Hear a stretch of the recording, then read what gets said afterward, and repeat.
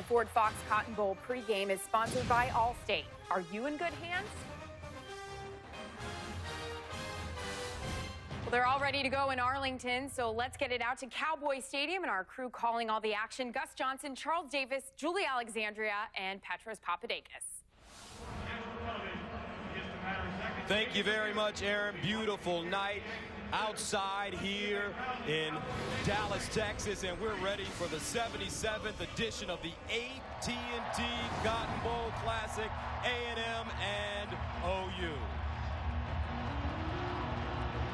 Gus Johnson along with my partner Charles Davis. And Charles, the great thing about this football game is that we get to see two dynamic quarterbacks. Landry Jones has been doing it for 4 years at OU, and then there's a young man at Texas A&M by the name of Johnny Manziel that's pretty good as well. And we're going to get to him in just a second, but let's start with the guy who's been there for 4 years and thrown for over 16,000 yards, yet is the overlooked player in this game, and I think he likes it. The pressure's off in a sense.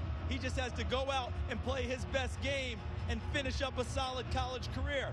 As for Johnny Manziel, electrifying, dynamic, and if you miss him, he has enough beep in him to put the road runner to shame.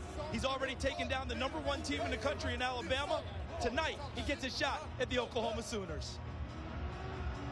These two teams so familiar with each other, with Texas A&M moving into the SEC this season from the Big 12. 31st meeting between A&M and OU. Oklahoma leads the series 19-11. What's up? Captain! Hey, Captain! Hey!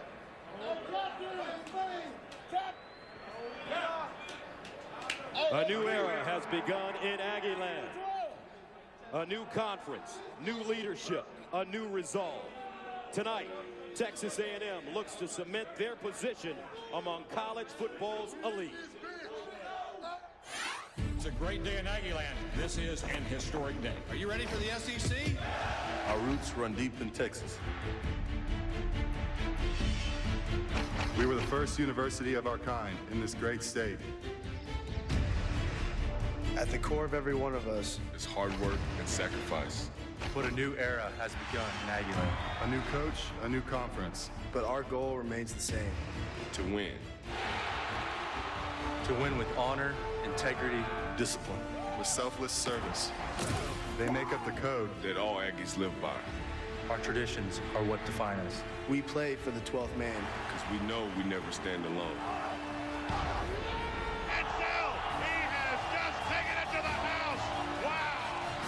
Tonight, we represent the SEC and the great state of Texas.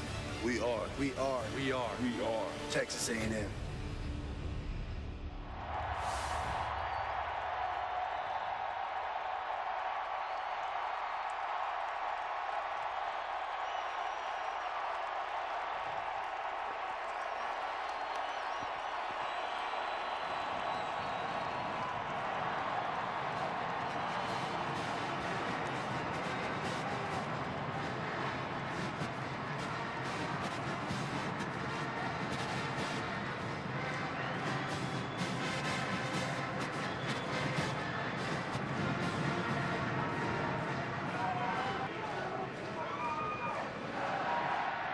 Oklahoma Sooner football, a program rich in history.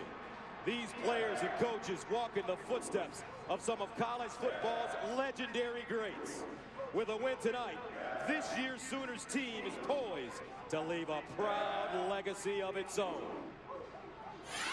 For more than a century, across the grand history of college football, only one school, one football team has been known as the Sooners. The University of Oklahoma. The University of Oklahoma. Through all the unforgettable years, All-Americans and Hall of Fame legends have called OU home. Now we stand together as a team like those before us, prepared to etch our name to Sooner history. We are proud to share the Big 12 Conference Championship.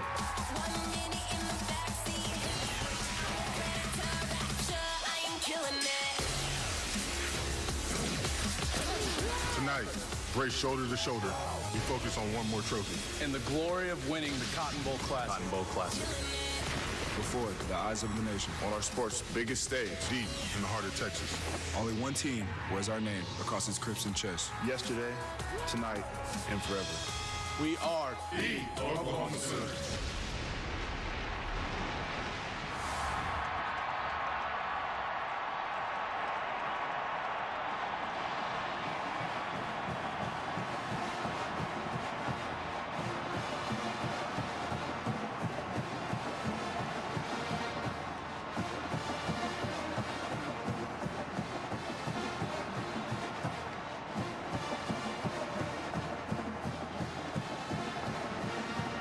It took less than a week to sell this game out. 85,000 in attendance. We're ready for the 77th Cotton Bowl. Coin toss coming up next. Welcome back to Cowboy Stadium. Time now to go down to tonight's referee, Tom Zamorski, for the coin toss.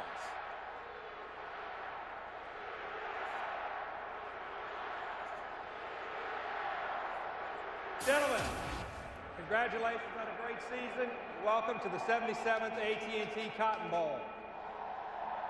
This is the commemorative coin. It has Texas A&M emblem on this side and an Oklahoma emblem on this side. Mr. Andy Geist from AT&T will flip the coin. Whichever side lands up will be the winner of the toss. Mr. Geist.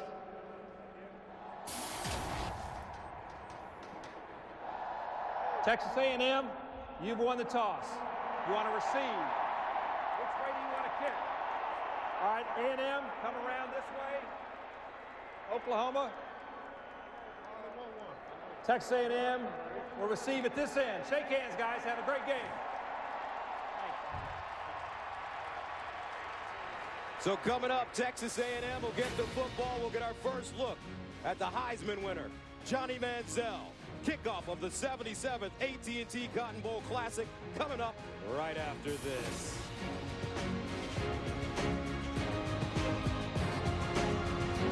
For kickoff, but first let's go downstairs where our Julie Alexandria is standing by. Thanks so much, Gus. Coach, a whirlwind season for you and your team. First year in the SEC, the Heisman winner at quarterback. How did you prepare these guys for the game today? Well, they've been doing things well all year. We got to be prepared for the tempo of the game. I think turnovers, ball security will be the issue early, just getting back to game speed. We got to get up to speed real quick, and if we can do that, I think we can be successful. Thank you so much, Coach. Good luck to you. Moments ago, Petros caught up with Coach Bob Stoops.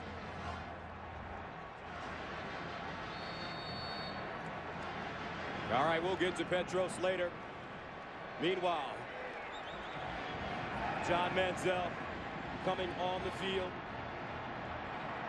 And Charles, not a long time ago, he was an unknown redshirt freshman quarterback.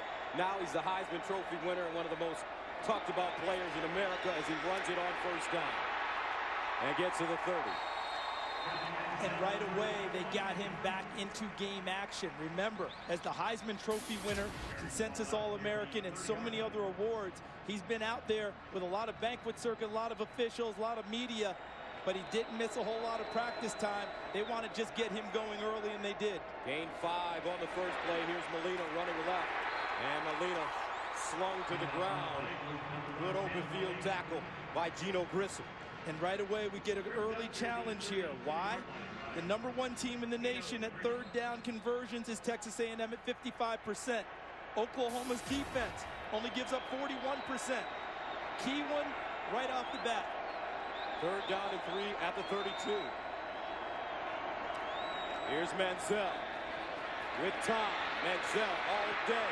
Now Manziel in trouble. He'll roll out looking for the first down. Gets it and more at midfield, and a slide down at the Oklahoma 45. Improvisation, a gain of 23. And this is why he's Johnny Football. Wait, wait, wait, freeze. Freeze. They've got him right there. No. He slipped out of the noose, and he's gone. Manziel has thrown for over 3,000 yards, rushed for over 1,000 yards as well. He'll hand it off. It's Molina with running room, and he dives forward and gets to the 35. Gabe Lynn with the tackle. One thing about this game, this is fast break football. They're going to get it to the line and get it snapped quickly. Here's another handoff, Molina. And Molina powers forward inside the OU 25. And not only are they going quickly, they go right back to what works. That inside handoff to Molina is getting about 5 a crack initially. The last play, he picks up more and another first down. Clarence McKinney's the new play caller now, although I suspect Kevin Sumlin will have a heavy hand in calling tonight's game. They'll go fast, and they don't mind going back to what continues to work for them offensively. And a timeout called by Oklahoma. They need to take a breath. A&M. Fast start. A gain of 23 yards, 10 yards, and 11 yards on the last 3 plays. And we'll be right back after this special commercial break where we never leave the field.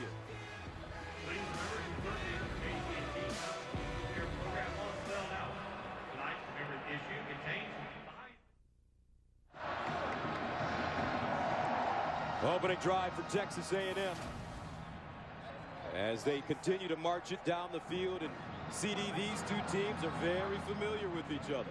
One may be in the SEC now, but I know Oklahoma still looks at them as a Big 12 type team, especially on offense. They played just last year. Not unfamiliar territory for either squad. First down and 10 at the 24 of Oklahoma. A&M has scored first in every game they've played this season. They've only called 1 pass play so far that turned into a Manziel scramble. Here's Manziel underneath and caught. Mike Evans, the former basketball player, high school basketball player, has had an outstanding year. 75 catches, over 1,000 yards, averaging 14 yards a grab, and pick up 3 there. And with the way A&M is running the ball early, the playbook is wide open. They can go run or pass. And Molina gobbled up quickly on this play. Frank Shannon.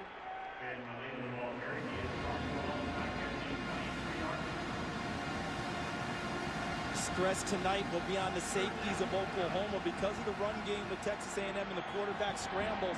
What are they going to do in terms of playing the run and also be available in pass coverage? Third down and 9 at the 23. Manziel reverses. Manziel with the lane. Manziel down the sideline. And Manziel still running out of bounds. No, making a touchdown. Manziel tight roping the sideline, gets in. 23 yards.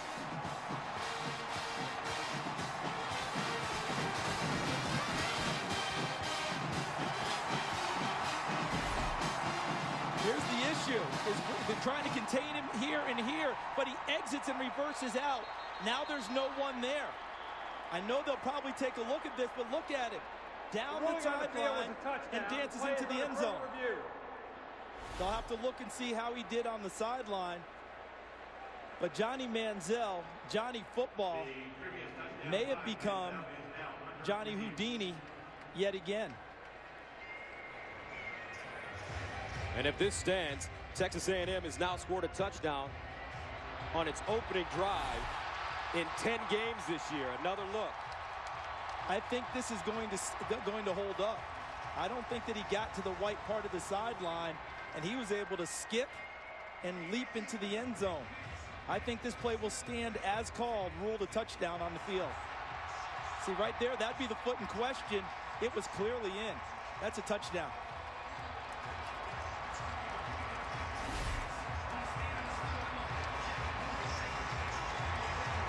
And a fired up Johnny Manziel on the A&M sideline. So for those worried about rust in the banquet circuit, worry no more.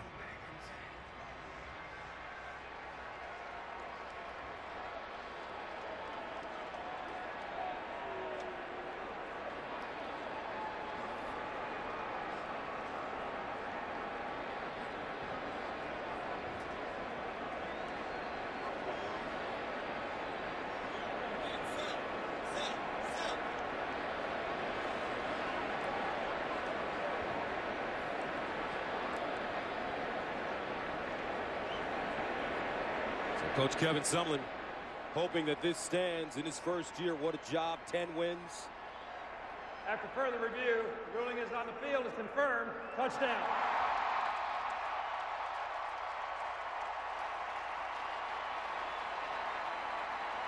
20th rushing touchdown of the season for Manziel. And A&M with an opportunity to take a 7-0 lead, once again scoring on their opening drive. Taylor Bartlett. And the extra point is good. 12:21 to play first quarter. A&M strikes first. The Heisman Trophy winner. Magical.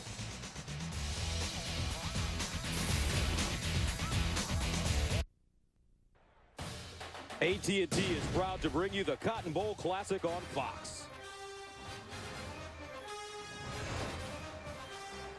Johnny Manziel leading Texas A&M to the first score of the game, and he is fired up. Tremendous example of handling all that's been thrown at him and that he's been crowned with so far. It's absolutely staggering when you think about a redshirt freshman sweeping all the major awards. Consensus All-America comes in now and plays against a top-ranked team like the Oklahoma Sooners and looks like it's an afternoon walk in the park on the first drive. 18th straight game in which A&M has scored first. Now Oklahoma will get a shot. Roy French, Brennan Clay, back deep. And this one kicked out of the end zone. So that'll bring on a young man that has done so much at Oklahoma. As a matter of fact, when the season began, he was a candidate for the Heisman Trophy. Landry Jones. Ends up second team all Big 12. Has the incredible respect of his team. They will follow him anywhere. And I think he likes the fact the spotlight is somewhere else. Gives him an opportunity. It'll be interesting to see what Mark Snyder, defensive coordinator, Texas A&M, does early. Will he show pressure, drop out, and then try and heat him up later? I know he wants the ball out of his hands quickly. First down and 10 at the 25. Damian Williams in motion. They find him. Williams trying to get back to the line of scrimmage. Young man from the San Diego area, pushed out of bounds by Jonathan Stewart. But Jones, he started his career right here at Cowboy Stadium in a 14-13 loss to BYU in 09 when he replaced the injured Sam Bradford. And ironically, it will end here at Cowboy Stadium. Jones throwing far side, caught and out of bounds. Justin Brown, the Penn State transfer. And the initial first down, and when Oklahoma gets a first down, they want to go a little bit quicker. If they get a big explosive play, 15, 20 yards downfield, they'll go even faster. Jones with time in the pocket, over the middle and incomplete. Sterling Shepard, the intended receiver, that ball thrown a tad high. And Oklahoma stays on the line of scrimmage. And the thing for Texas A&M is that they've built their defense tonight to not worry about substitutions. They think that they are flexible on the defense to where whatever Oklahoma presents, they can morph into the proper coverage.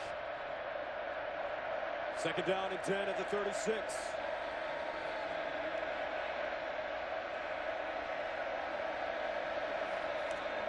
And they'll hand it off to Miller with all sorts of running room. And the bruising fullback picks up the first down as he gains 11 on the play. One of the great mysteries to me is Trey Millard with only 29 rushes on the season coming into this game. A terrific player. They swing it out. Saunders this time. And Saunders will get inside Texas A&M territory. Tony Hurd Jr. holding on to an ankle after the 5-yard pickup. And Charles, these teams are almost mirror images of each other offensively.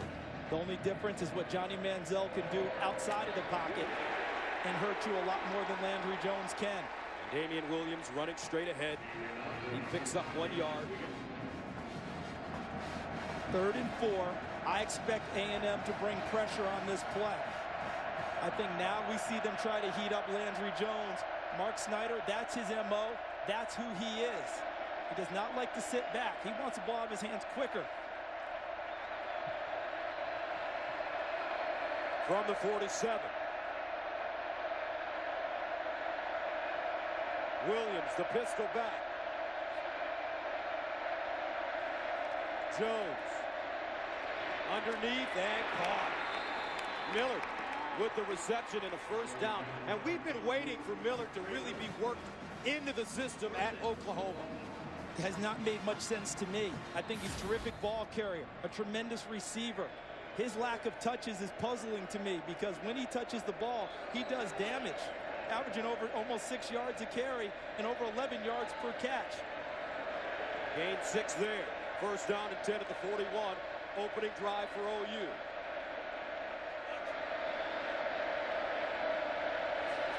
Play fake. Jones looking for Kenny Stills. Under pressure, and he'll dump it out of bounds. Great pressure by Spencer Neely, the senior, who moved inside this year. He's out of San Antonio, number 99.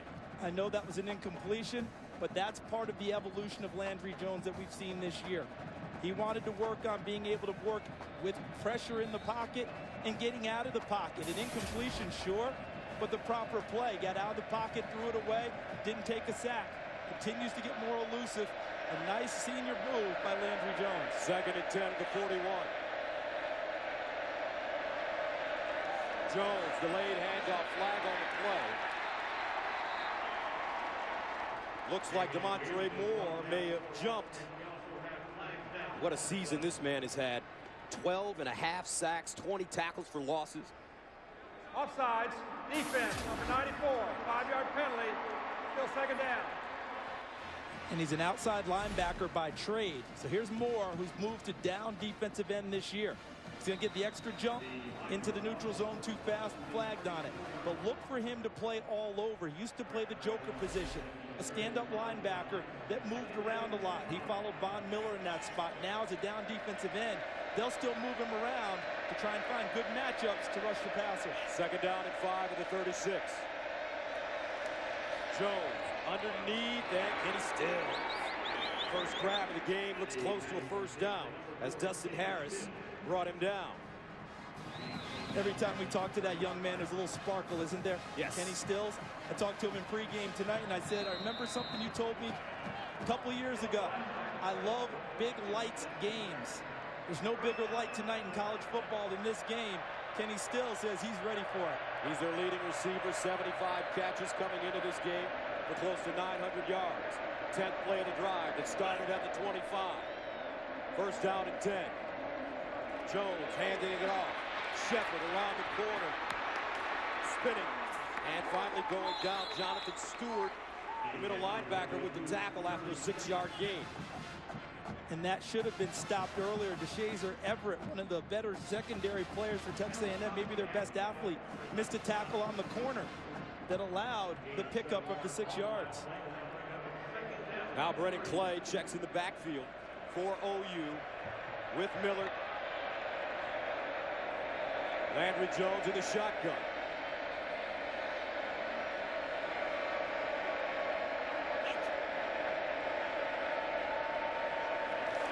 Jones to Clay. And Clay running right will get down to the 20-yard line. Another first down for Oklahoma. You know what this drive is? This is a settling drive. After the fireworks that A&M threw at Oklahoma with Manziel and all the sorties he had that culminated in the end zone, Oklahoma needed a drive like this to calm everyone down. Relax a little bit, folks. It's not going to be, let's not go have it so jangly all night. Here the offense is settling the whole team down. Oklahoma started the drive with 12:21 on the clock.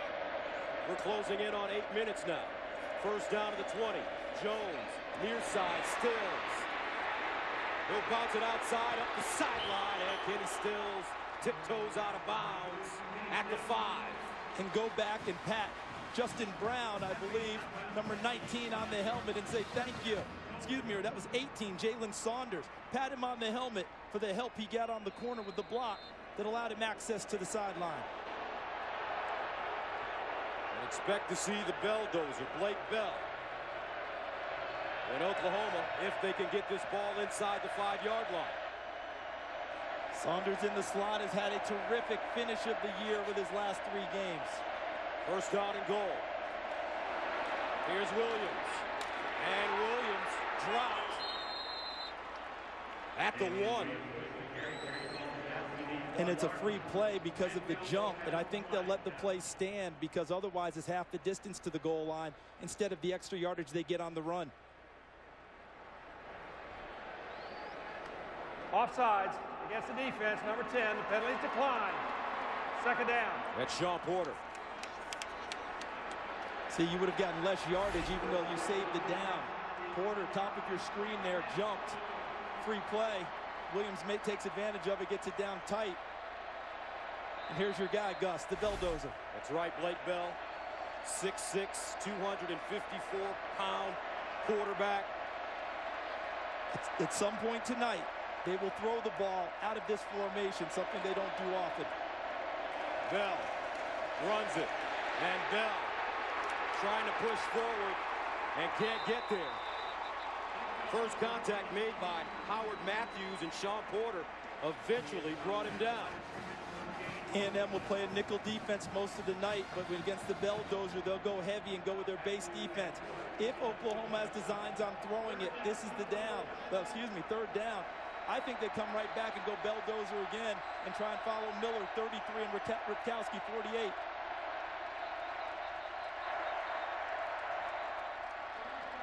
And another timeout called by Oklahoma. 2 timeouts called already, and we're still in the first quarter.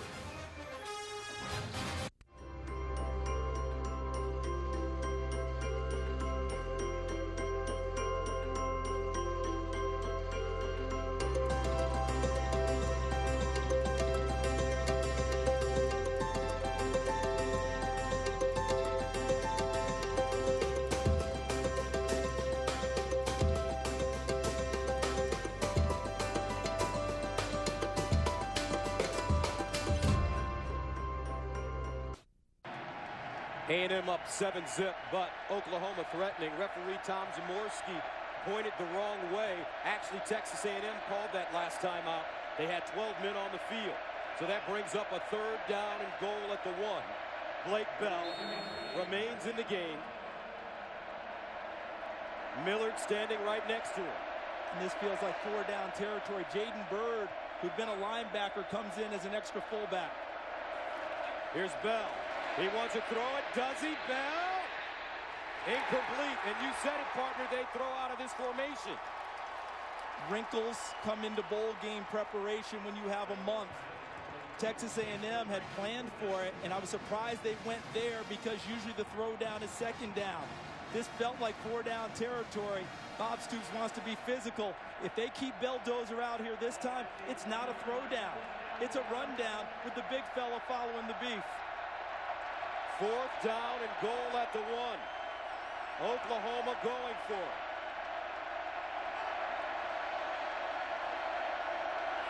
Bell, flag on the play. And he doesn't get in. And this will be a false start against OU. And if that's the case, kick the field goal. Before the snap, false start, 82 of the offense. 5-yard penalty. Still 4th down. Could not be a better inside the 5 stand for Texas A&M, even if this ball goes through the posts. Oklahoma went with their bread and butter, Belldozer. We're going to be physical, run you over. They tried to fake them out with a pass. It didn't work. They didn't get it in with Belldozer running it twice, even if it goes through the pipes. This is a terrific stand for Texas A&M's defense early in the game. That brings on Michael Honeycutt into attempt a 23-yarder.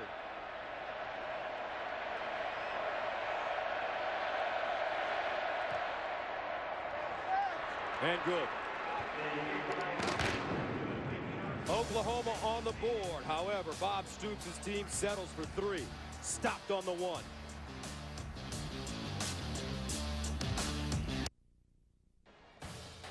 Tonight's game is sponsored by the 2013 Chevrolet Silverado, working hard on and off the field. By Samsung Galaxy Note 2, the next big thing is here. And by Geico, 15 minutes could save you 15% or more on car insurance. Welcome back to the 77th AT&T Cotton Bowl Classic. Texas A&M with a 7-3 lead. And you know what I think we saw in that first goal line stand? The value of SEC football for Texas A&M. The Belldozer package, heavy package, They see that a lot in the SEC. Big guys wanting to run the football in short yardage situations. They work against him just about every week now. Trey Williams bobbles it, and he'll take a knee in the end zone. Now this January, the network that reinvented the television thriller has done it again. Kevin Bacon comes to Fox in a groundbreaking new series. Can one man stop a serial killer and his deadly followers?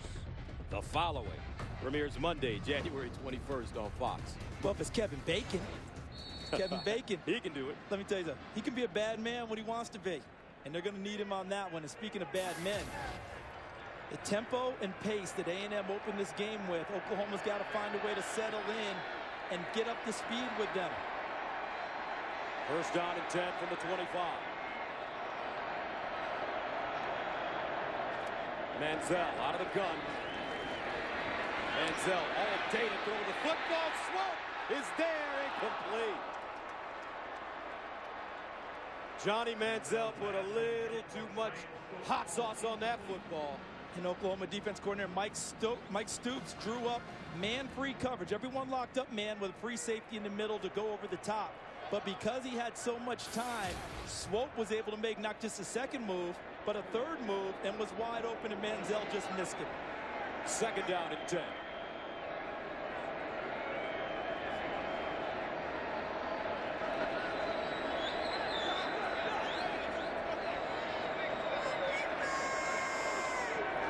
Manziel, near side, finds Mike Evans, and Evans goes down at the 31.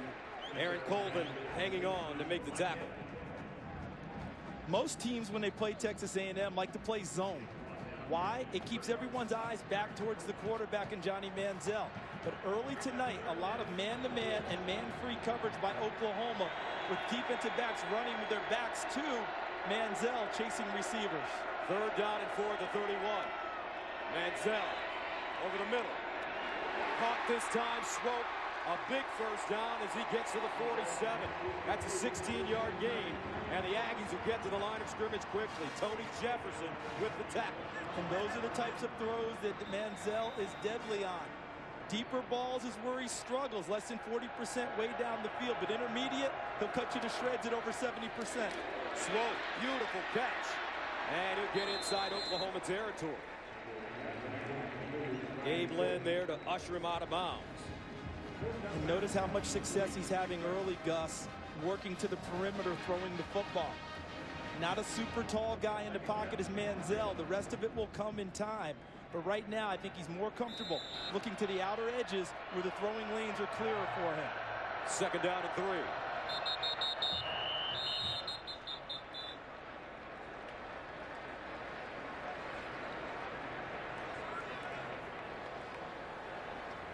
Ball start, number 70, the offense. 5-yard penalty, still second down.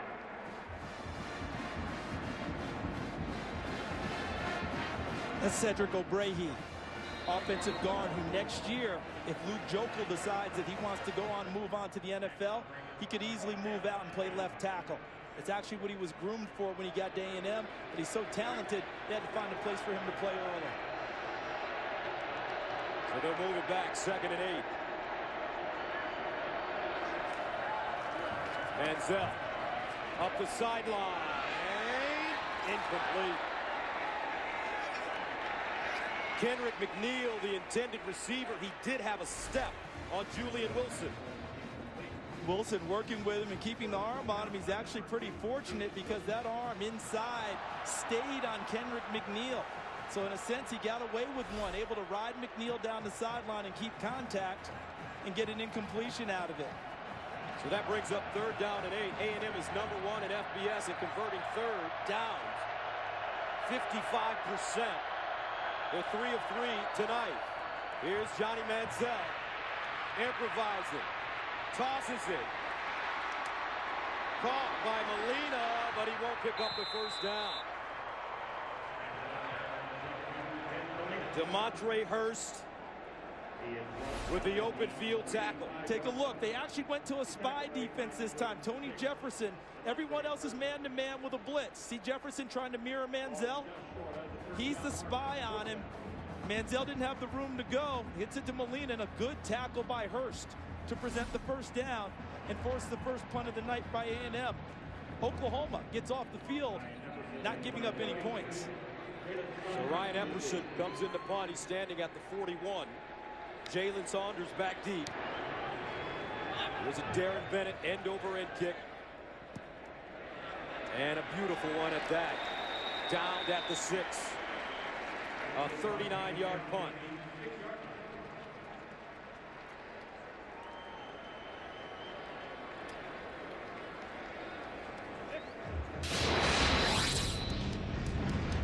Now let's take a look at what's coming up on Fox Sunday, the wild card game. Two of the great young quarterbacks in the NFL. Russell Wilson for Seattle, RG3 for the Redskins. And they will do battle Sunday at 4 Eastern time on Fox. We're putting two of the rookie sensations against each other right out of the gate. Boom, boom, boom. Fireworks coming up in that game. Landry Jones taking over, first down and 10. He'll throw it near side.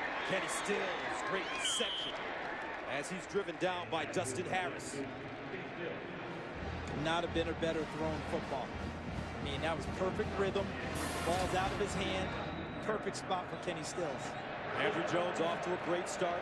10-yard gain. Here's a handoff. Williams breaks it back. He'll get a yard, maybe on the play, as DeShazer Everett trips him up.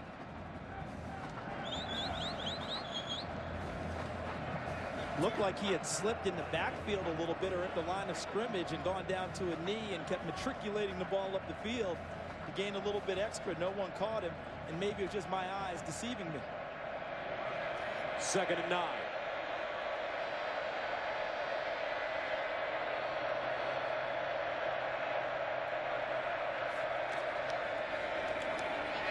And they hand it off. Nice room on the right side for Damian Williams. He gains 8 on the play as Howard Matthews, the safety, brings him down. It's 3rd and short, and it appears Landry Jones will stay on the field for this call as opposed to the Belldozer package.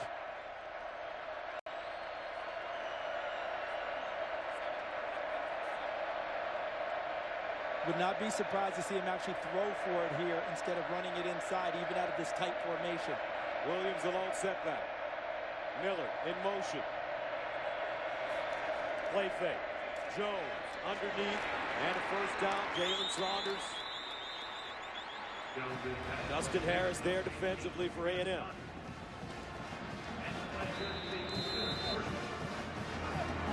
Like how they showed that tight bunch formation, tight package.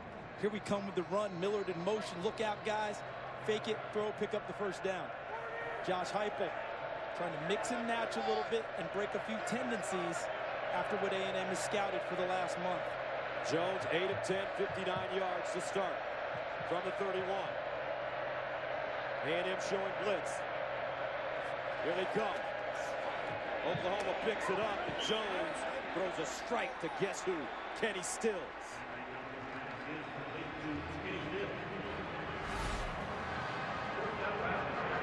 Twice now on this drive, and look at Stills getting not just one foot down, which you need in college, but both. Gains 8. Now Williams pushes the pile forward and picks up the first down. Yeah, twice in this drive, they've gone to that speed out between 10 and 15 yards. Ball's right on target, right on time for Kenny Stills. 3rd-year starter Kenny Stills. He was a freshman All-America. Father Kenny played safety for the Packers and Vikings. First down at 10 of the 42. Think he asked the old man if he can go out and cover him? I think he did. Think he challenges him in the backyard.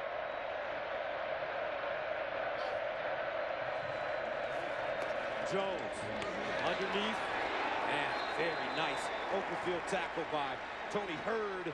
Justin Brown thought he had running room, but Hurd Jr. right there on the play. They try and influence you to move outside, but Hurd will come back inside, reads it totally. He's the nickel back, saw the play from inside out, moved himself into perfect position, textbook tackle in open field. 2nd and 8.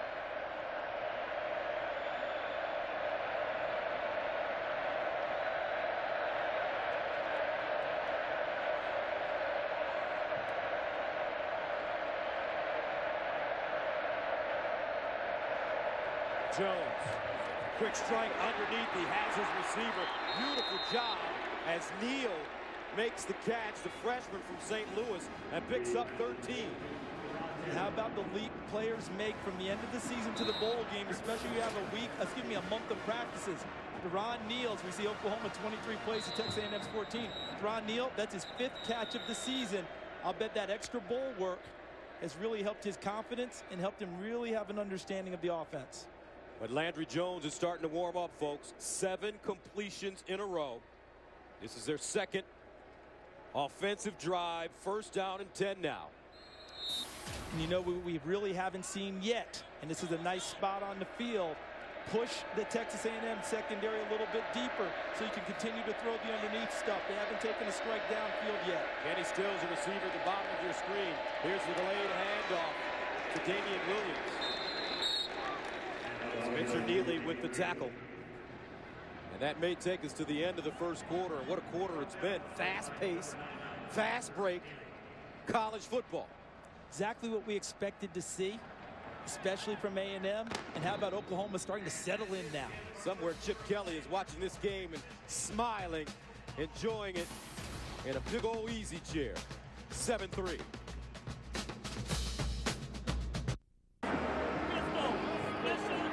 Seven to 3, A&M with the lead, but Oklahoma driving, and here's tonight's score comparison. Look at the rushing yardage. A&M hasn't been a super rushing team other than Johnny Football this year, but they got off to a great start, largely because of him. Total yards almost a wash. Look at the 3rd downs. Both offenses very successful early, but the explosive plays all on the side of A&M. Johnny Football attributable. 2nd down and 8 at the 41.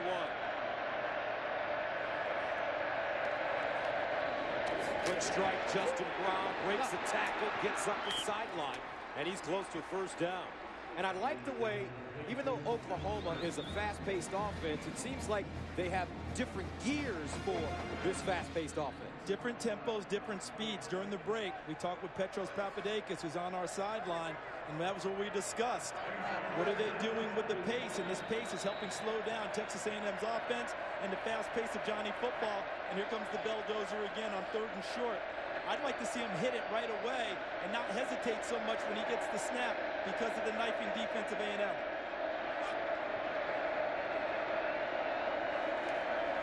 And they run it straight ahead. Bell with all sorts of running room. Great play fake. Miller sold it, and he gains 12 yards. Stephen Terrell with the tackle.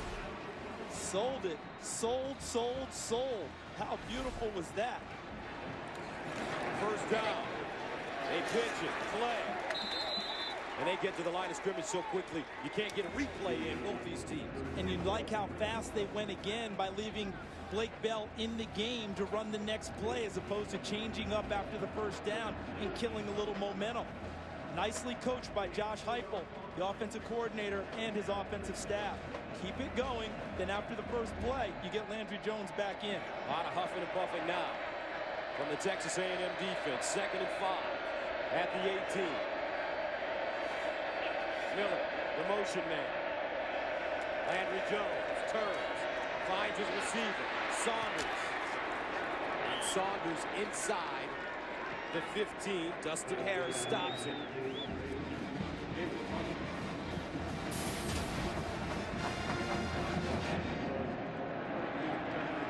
9 straight completions and really not much heat in the pocket for either Landry Jones or Johnny Manziel. Ball's out of their hands quickly, especially with Landry Jones, but the pressure has not been able to get home against either quarterback in the early going. So a 3rd down and short. Jones remains in the game.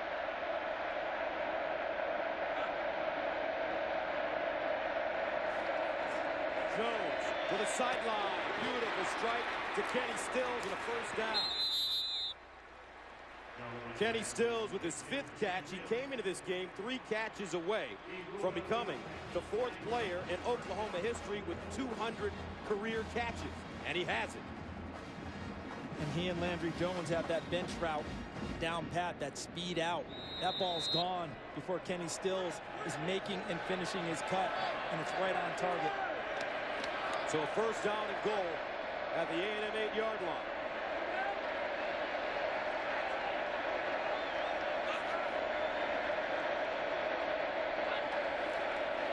Jones, play fake, in the end zone, Stills, and out of play.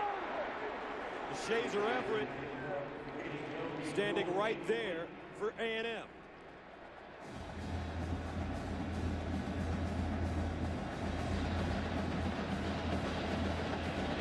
Guy they have not found so far throwing the football is number 18, Jalen Saunders. Slot receiver, tough to cover him in this type of situation. Look for him now. 16th play of this drive. 2nd and goal at the 8. They'll hand it off. Williams. And on the bottom of the pile, DeMontre Moore with the tackle. And that brings up 3rd down and goal.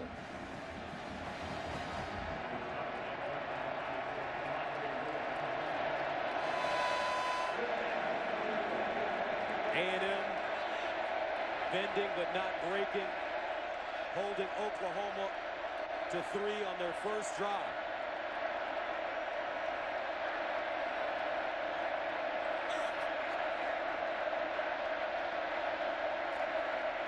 Landry Jones with time. Jones in the end zone, incomplete. Trey Miller got 2 hands on it, just couldn't hold on. Jonathan Stewart covering. No real pass rush, but you know what came into play? The back end of the end zone, because Trey Miller's behind the secondary, but because he's at the back of the end zone, he can't run farther. So the back of the end zone becomes an extra defender for Texas A&M, and instead of an easy toss because he's behind everyone, it turns into a tough pass from Landry Jones. So Michael Honeycutt good from 23 in his first attempt. This one will be from 24 yards away. Tressway is his holder.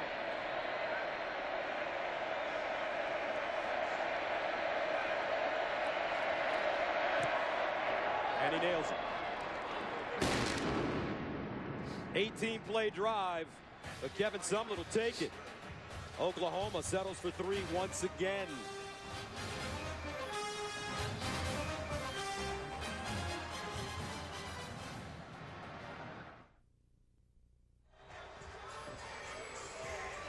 Welcome back to Cowboy Stadium, 2nd quarter of the 77th AT&T Cotton Bowl Classic.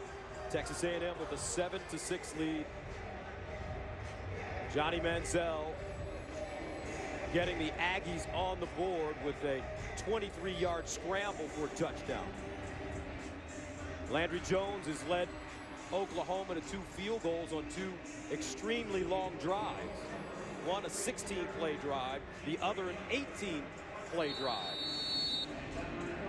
Oklahoma with 32 offensive plays, Texas A&M with 14. Yet the Aggies lead by a digit. 11:41 to go in the 2nd quarter.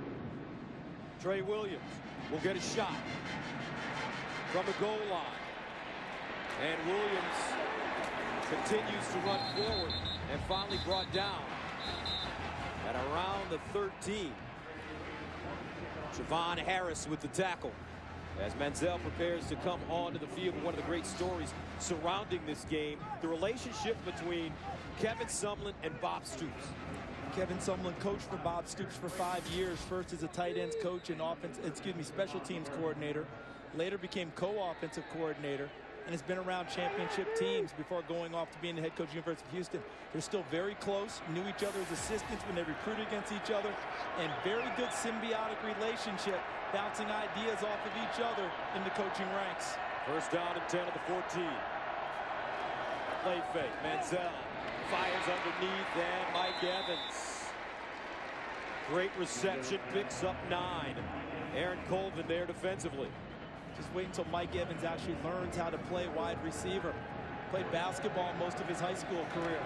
Manziel, that ball deflected at the line of scrimmage.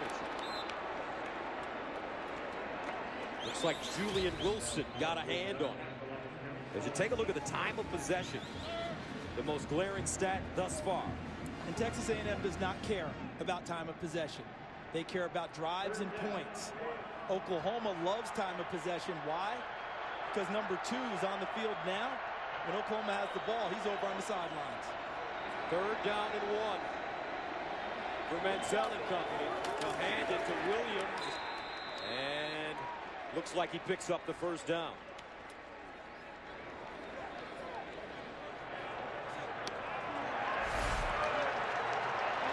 Can you move him just enough to give your running back a crease? And he slips inside Ibuloye, number 5, and dives forward. Bob Stoops doesn't like the spot at all, but he's not going to win that one. Kind of similar to his mentor, Steve Spurrier, not liking the spot in his game on January 1. Manziel to throw it. Now in trouble, decides to run. Johnny Manziel gets to the 33. Javon Harris stops him, but I don't think Oklahoma, when this game began, especially on the touchdown run, understood how fast Johnny Manziel actually is. They used Trevor Knight, a backup quarterback, to be T-football, as they called him. But he can't be Johnny Manziel. He can't be that fast, that quick, and totally simulate what you get on game night, as you just pointed out. A Heisman Trophy winner, 4 carries, 60 yards already, 2nd and 2. Manziel to the sideline. This ball caught. Watch it cool. Nice yards after the catch. Harris finally stops him, but he gains 12. And again in the passing game, working the perimeters and the slants. Best routes for Johnny Manziel. The one he tried to throw across the middle, batted back at him. Manziel running it straight ahead with a crease. Manziel at the 40. Needs a block. Manziel in space. Manziel still going. Johnny football. 45 yards.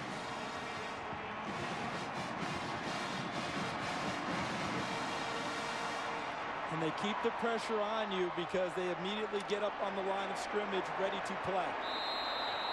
Manziel now, 5 carries, 105 yards, and a touchdown. And we still have 9:46 to play in the first half. Here's a pitch. Williams dives. And he stepped out of bounds. Trey Williams, extra effort. Nice little toss. Williams sees the pylon, is going to make the leap for it. Steps out of bounds right there. So that's where the ball should be spotted before he takes off and tries to put the S on his chest, getting into the end zone. 2nd down and 4. At the 5-yard line. Play fake. Manziel back in the end zone. And he'll dump it away. Swope, closest man to the football. Mike Stoops, the defensive coordinator for Oklahoma, just said, forget it. I'm not letting this kid dictate on this play. Went right after him. Either he's going to have to run it or throw it, but make a quick decision. Gabe Lynn immediately in his grill, making him throw it deep over the end zone. Will they blitz again on this play, 3rd down and 4? I think they bring pressure and try and knife inside with the defensive lineman. You're trying to get upfield and into the gaps. A&M calls a timeout. They're 2nd. Back after this.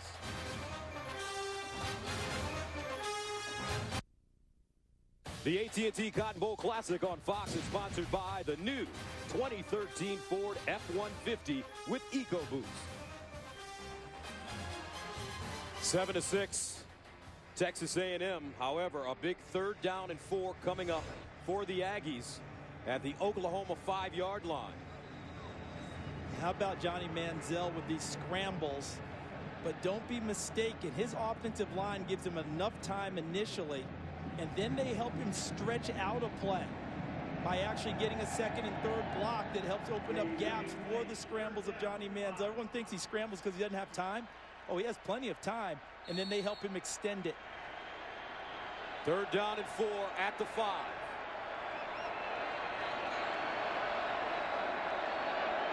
Manziel in the shotgun. Manziel reversing, throws off his back foot. Oh, picked off. Javon Harris. Oski. And Oklahoma has it.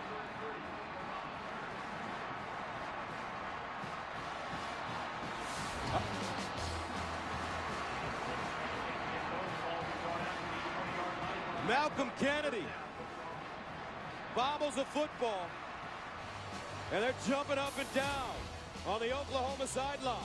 First turnover of the game. Coming up on the Pizza Hut halftime, Eddie George and Joey Harrington join me to break down all of the action of the first half, plus Eddie's exclusive one-on-one with fellow Heisman winner Johnny Manziel. That's all next on the Pizza Hut halftime. Welcome back. Only the 9th interception of the season for Johnny Manziel. And that ball should have been caught. That ball was in the hands of Malcolm Kennedy, but it felt like Johnny Manziel thought that Oklahoma jumped into the neutral zone and he had a free play. When he scrambled around, threw it across the middle, the sense was that he thought they were in the neutral zone. I've got a free play. It doesn't matter. Turned out they were not in the neutral zone. No flag. Malcolm Kennedy, the ball bounced off his hands to Javon Harris for the interception, a pass that should have been caught by the youngster from A&M. So the Sooners take over at their own 20. Play fake. Landry Jones dumps it. This time it's to his running back, Damian Williams, out of the backfield. And Williams will gain about 8.5 on the play. Gus, what is it about these San Diego backs, Damian Williams being one of the latest? Running play as well. A guy named Ricky Williams that played at Texas that was pretty good from San Diego. Also a guy named Marcus Allen, our colleague. Saunders, first down. As he gets out of bounds, Tony Heward Jr. escorting him out of bounds. As you noted, the first turnover of the game comes through courtesy of the Oklahoma defense, helping their offense now move the ball. Jones looking for Kenny Stills. And incomplete. A flag on the play, though. Stephen Terrell covering. Fans upset, I believe, because it came late. Pass interference against the defense. Number 21, 15 yards the previous spot. Automatic first down. And sometimes the flag comes late because it takes time to get it out of your pocket. But he had the call the whole way. And the reason that the flag came down was on the inside move by Stills. The hand got inside onto the receiver, impeding his ability to cut inside for the football. No argument from Stephen Terrell. So a first down now at the 47-yard line for Oklahoma. And I like the deep ball. Make the A&M cornerbacks and DBs be aware that you may try and push it past them so they can't just sit on the short and intermediate routes. Jones under center this time, hands it off. Williams breaks it back, still on his feet, hits the sideline, and out of bounds at the 45. That's a terrific run. Gain of 8. Everett pushes him out of bounds. Damian Williams. Some power running. Here they go again. Williams. And he picks up a first down. Woo. Howard Matthews delivering the wood on that play. And Williams bounces up.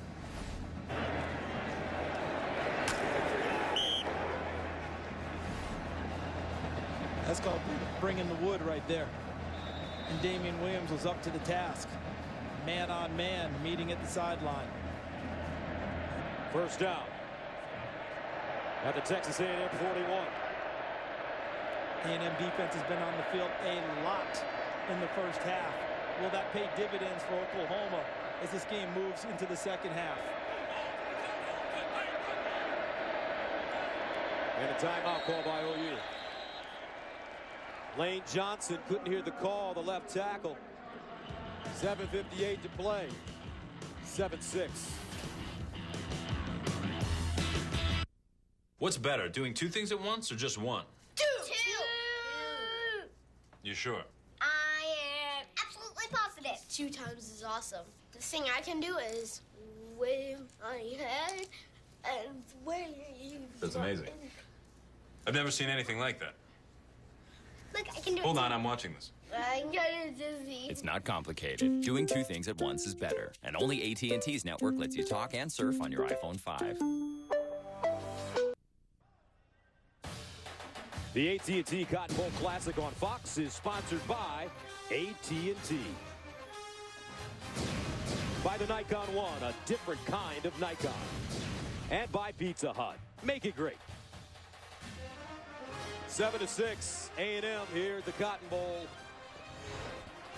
But Oklahoma driving once again, and the spectacular views from just above the field is from our AT&T Skyview camera. And folks, if you have a bucket list and you're a sports fan, you got to get to this stadium. One of the most incredible spectacles that you'll see. It's awe-inspiring even when it's not filled. Now when you have this sellout, I think it's a super sellout tonight. Over the number. Incredible. 85,000 tickets sold. First down at 10 at the 41. Saunders, the motion man. Here's a handoff. Brennan Clay. Clay take it down to Montre Moore. Is that the first time you've called the monster's name besides the penalty early? I think so. You remember the penalty early we stepped offside? It hasn't been much, but how about those 80 tackles? That looks good. Let me tell you how good it is. He led his team in tackles. He led the SEC defensive linemen in tackles. The first guy to lead his team in tackles at A&M as a defensive lineman since Sam Adams. Remember Big Sam Adams? Yes, I do. Played for the Wrecking Crew. Second and 14 at the 45.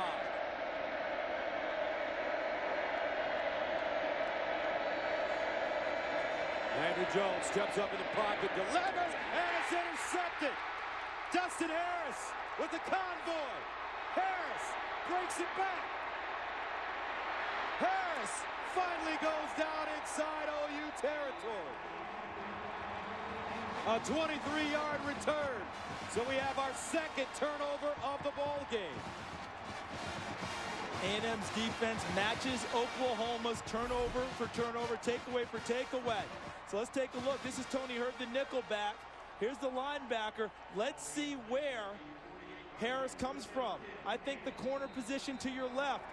Inside, he let the receiver go in here, and then he retreated. Saw the football and fell back into coverage. Well played by Dustin Harris. That's what coach is talking about, putting your eyes in the proper place and following your keys. Oklahoma defense having problems getting lined up. Here's the reverse. McNeil wants to throw it. And caught. Mike Evans.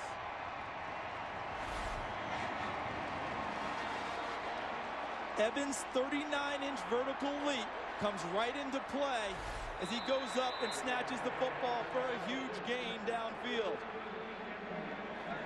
First down at the OU 28. Molina with a lane. Molina cuts inside, down at the 5. Uh-oh. They're starting to play some ball here in Texas. A&M punching Oklahoma back. And the top tackler for Oklahoma, Tony Jefferson, limping after that play. But the right side of the A&M offensive line, Cedric Abraye and Jake Matthews opened up a gaping hole.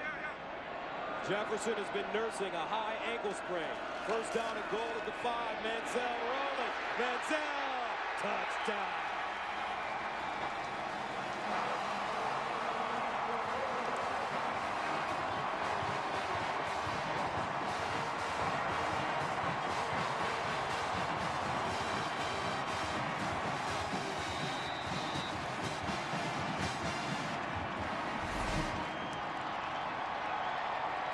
When he gets to the corner, they have what they call either-or plays. Either throw it or run it. Many times, him running it, the way better option. Extra point up and good. A&M capitalizing on the interception. Johnny Manziel, his second rushing touchdown of the evening. After Dustin Harris's 7th career interception, Johnny Manziel and the A&M offense score again. 3-play drive covering 48 yards. They scored 43 seconds. Now we have a 14-6 game here at the Cotton Bowl. They capitalized on their takeaway. Oklahoma takes it away. No point score. Roy Finch, Brennan Clay back deep. This will be Clay. Brings it out of the end zone. And Clay close to the 20-yard line before being stopped. All right, time now for our Miller Lite trivia question. Texas A&M averaged 44.8 points per game this season, second highest in SEC history. Who holds the all-time record? My guess is that that person and team has a tie to Bob Stoops. See, that's a very nice way of not letting the answer out, because we know you know the answer. I hope I know the answer, but my guess is that Bob Stoops has a pretty good tie to that team program. Oklahoma with the football at their own 17.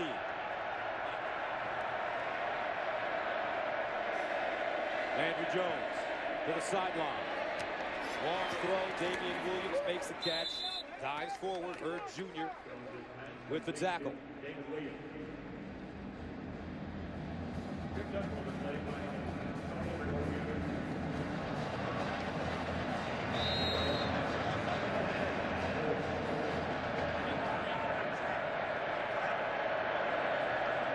Landry Jones, 17 of 22, 117 yards, and an interception. 2nd and 4. Jones, this time to Saunders. First down. Time now to join another member of our team on the sideline, Petros Papadakis. Petros, this pace is crazy. And Oklahoma's got to keep it up, guys. This is their advantage. Keep that A&M defense tired. Play fake. Jones on the roll, fires on the run, and he's got Kenny Stills. Petros, continue your thought. Well, they called a timeout in the last series, and they got stopped for a short gain on a run, and then Landry threw the pick. That gave A&M an advantage to catch their breath. They need to keep this pace with the short passes. Here's a handoff to Williams. He'll run into the pile. Kenny Stills loses his helmet, so he'll have to step off the field for a play. And I think where you're going, Petros, is the 16-play drive, the 18-play drive. Manziel's not on the field. You're tiring out the Texas A&M defense. The downside for Oklahoma so far, though, is that they've had to kick 2 field goals. They haven't gotten the ball in the end zone. When A&M touches it, the likelihood of a touchdown much higher, thus the difference in the game. So on 3rd down and 2, Landry Jones trots off. Blake Bell in the game. The heir apparent for the starting role starting tomorrow. Watch A&M try and knife in the defensive line and get upfield against him to try and stack it up. So some confusion for Charge Oklahoma. Timeout, Oklahoma. It's their last charge timeout of the half. And with under 5 minutes to go, OU now out of timeouts. And we called a lot of Texas A&M games last year. As a matter of fact, the last game we called in College Station, Missouri, coming back to beat the Aggies. But the most noticeable difference from my vantage point, partner, is this Texas A&M defense. They play a SEC style of defense this year. And what they've done is, remember last year, they were somewhere around 115 to 120 in total defense. Gave up a ton of yards throwing because that's Big 12 style. The SEC style helps some because you don't run as many plays. You're not throwing it as much. But they do a lot of periods that are very physical in practice to go against SEC style teams, even though their offense and their style at A&M is spread it out, throw it a lot more than run it. Mark Snyder and his defense spend a lot of time being physical in practice, and that's been the jump for this team. 3rd down and 2. Landry Jones back in. Jones fires. Oh, what a beautiful catch by Jalen Saunders in heavy traffic. So on 3rd and 2, they get 15. And that was a counter play. They've run that formation in motion and thrown screens out of it much of the evening. That time they showed it and threw it downfield. Jones will throw it again. Under pressure, and he gets rid of it. Now he's in the pocket. The referee is determining and checking, and now the linesman helps him and tells him there's someone in the vicinity, thus no intentional grounding. Good coordination between the referee and his linesman to make sure.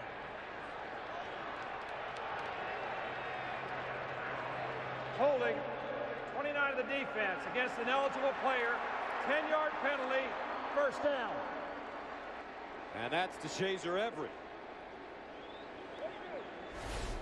So everything worked well. There's Everett to the top of your screen there, 29, working a 19 Brown. Well, was the ball in the air? Because as I understand it, you can manhandle him until that ball's in the air.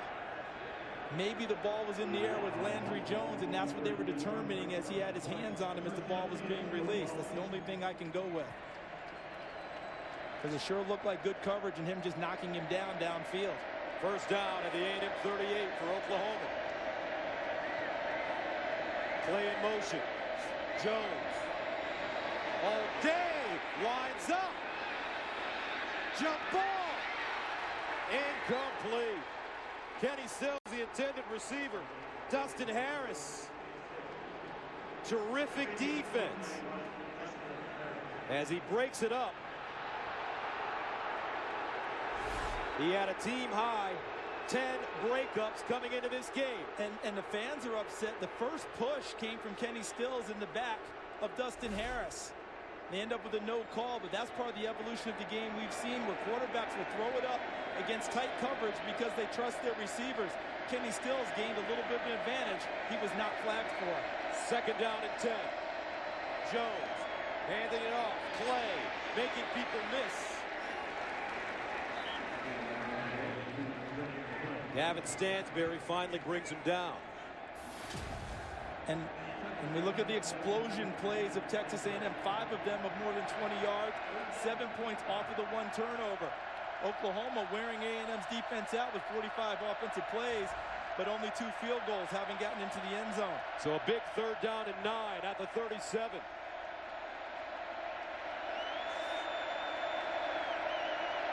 Saunders in motion. Here's Jones under pressure. Screen. Clay with room. Clay. And he picks up the first down at the 25. Great call by Josh Heupel. And Landry Jones, he sold it. An 11-yard pickup on 3rd and 9. And Josh Heupel counted on the tendencies of Mark Snyder, the defensive coordinator for Texas A&M. What's his MO? Pressure. He loved to get after the quarterback. Use the pressure against Texas A&M with the screen and picks up the first down. First down and 10 at the A&M 27 rather. This drive started at the 17. Here comes a blitz. Clay breaks it inside and picks up a nice chunk. That'll be 5. Stephen Jenkins and Jonathan Stewart combining on the tackle. And Petros was talking about how many plays Oklahoma's running, the tempo, the pace. Texas A&M trying to counter now with rushing defensive linemen in and out of the game. They do have them tired, as Petros has noted. 2nd and 6 at the 23.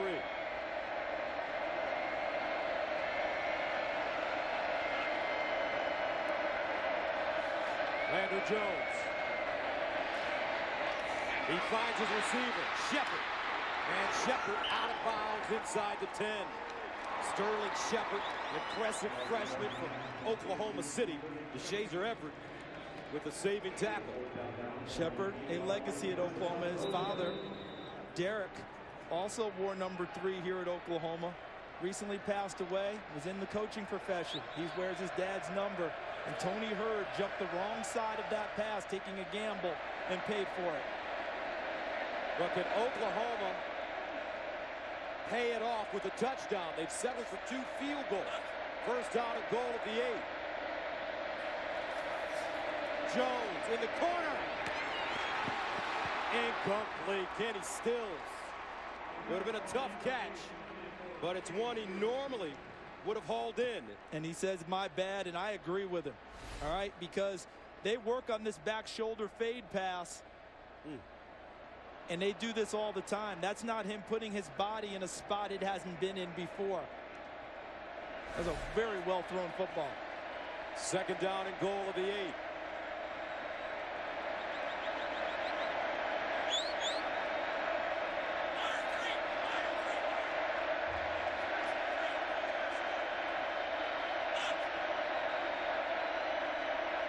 Jones.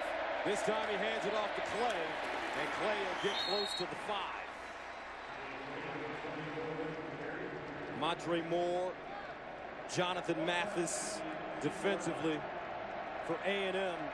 Now 3rd down and goal. Is this 4-down territory? I don't think so because of where we are in the game. Whole second half left to play. A lot of it will determine if they end up with 4th inside the 1, they might consider it, but otherwise it's not. 13th play of the drive, 3rd down and goal from the 6.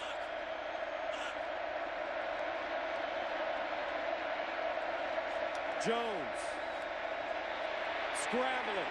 Jones looking in the end zone. Touchdown! Landry Jones finds Justin Brown. And the Sooners pay it off. And don't expect them to go for 2 here. It is way early in the game for them to chase points. Kick the extra point, make it 14-13. But partner, Johnny Manziel is the elusive one in this game, correct? Yes. How about Landry Jones getting outside of the chaos of the pocket, extending the play, and picking up the touchdown with his arm, but his feet led him to it. The evolution of Landry Jones this year increased in the pocket. Extra point up and good. 1:16 remaining in the first half. Landry Jones, the senior, making plays.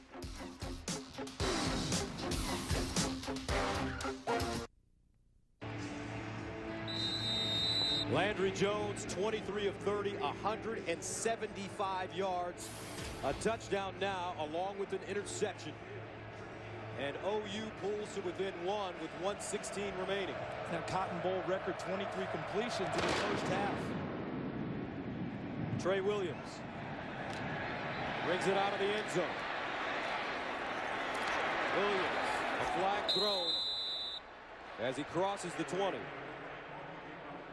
Aaron Colvin with the tackle on special teams.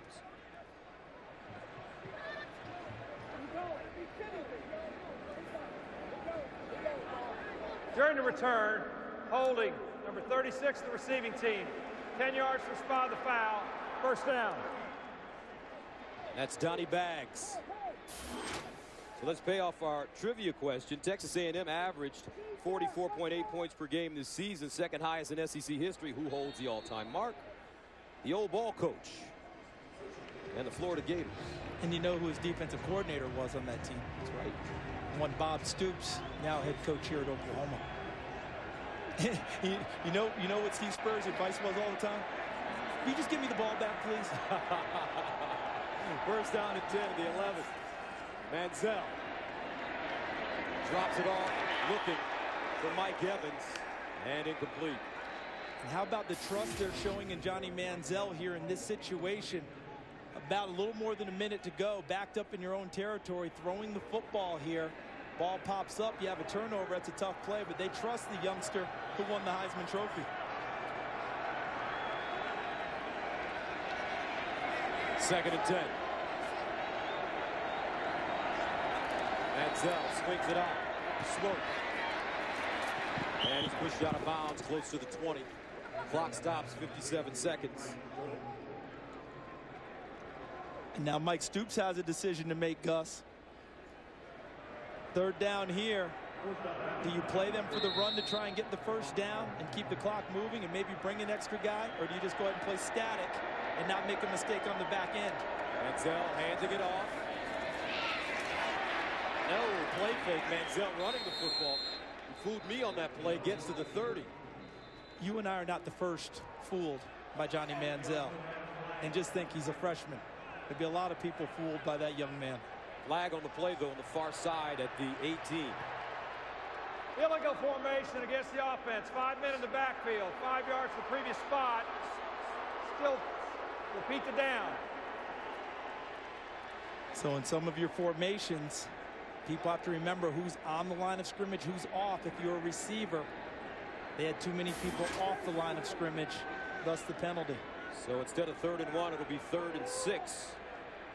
6th penalty of the game for Texas A&M. You have to have 7 people on the line of scrimmage on each snap. And in some form or another.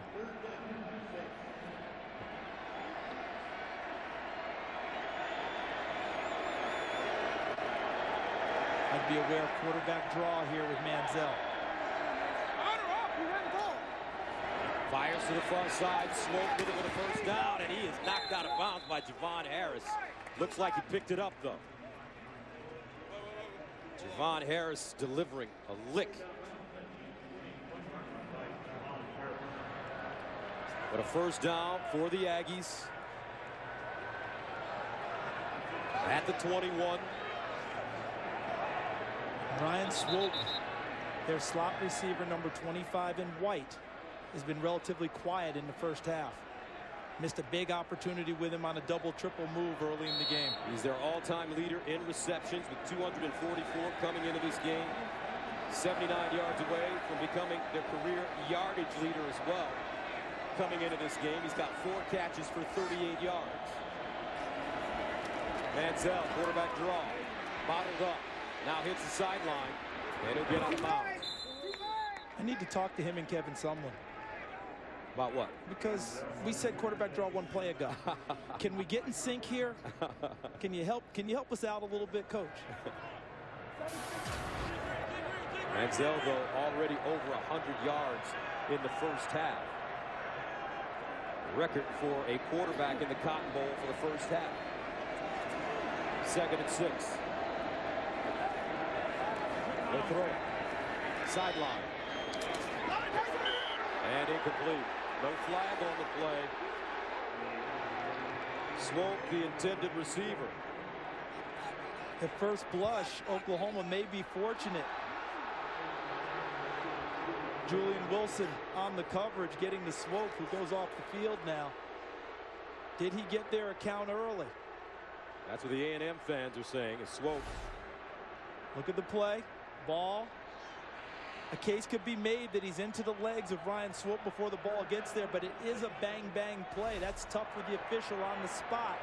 I really don't, to me, there's not too much of an argument because it could have gone either way. Manziel under pressure, steps up, tosses it up, and incomplete. Mike Evans, the intended receiver, with 6 seconds to play in the first half.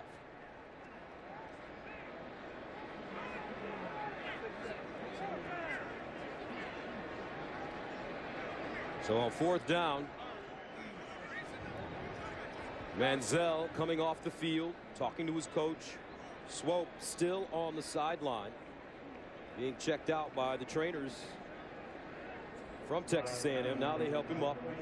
Looks like he fell awkwardly. An interesting time here with 6 seconds to go.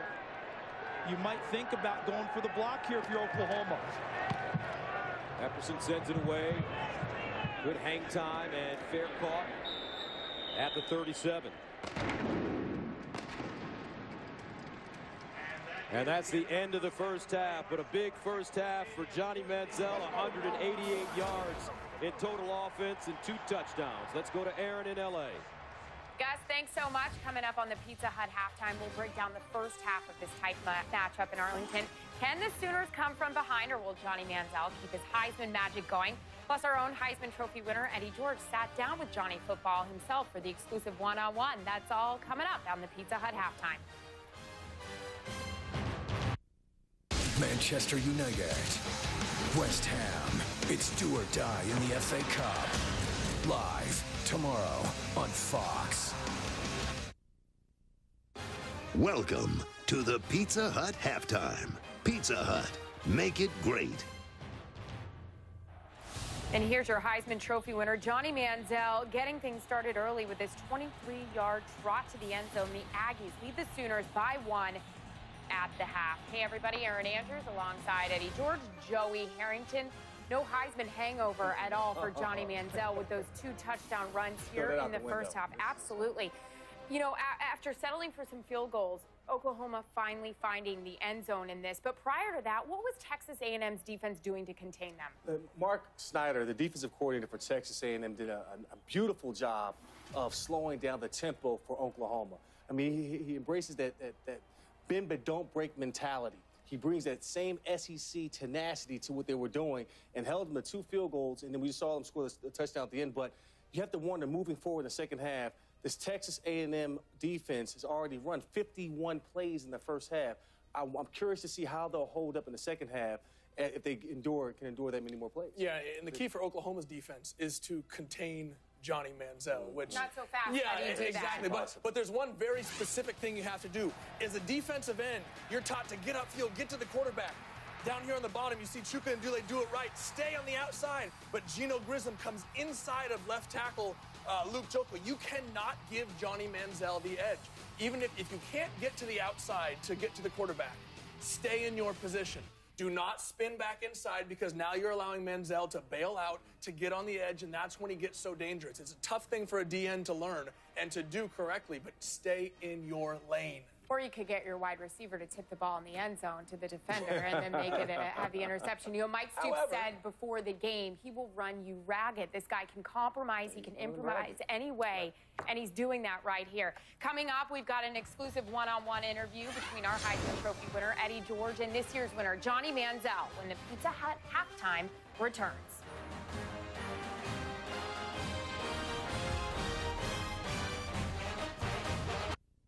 Boomer.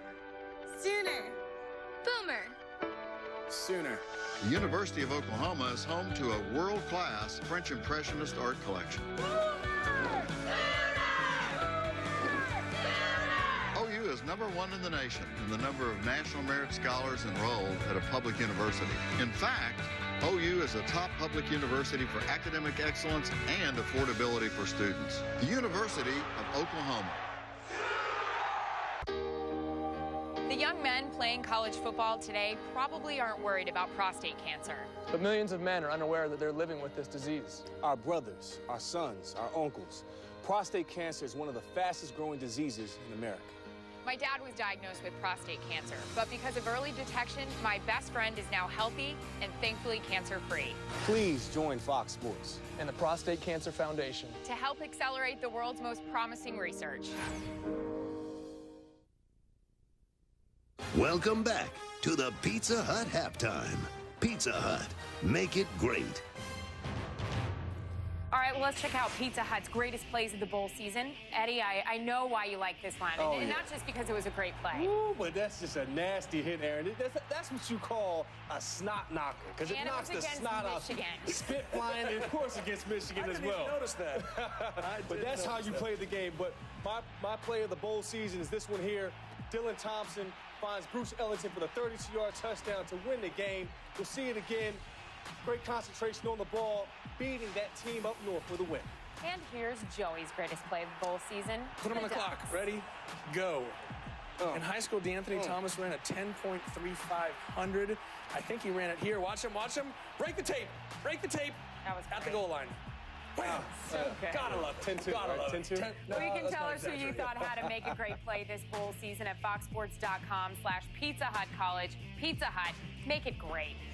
All right, now let's listen in on the fightin' Texas Aggie band under director Timothy Ray.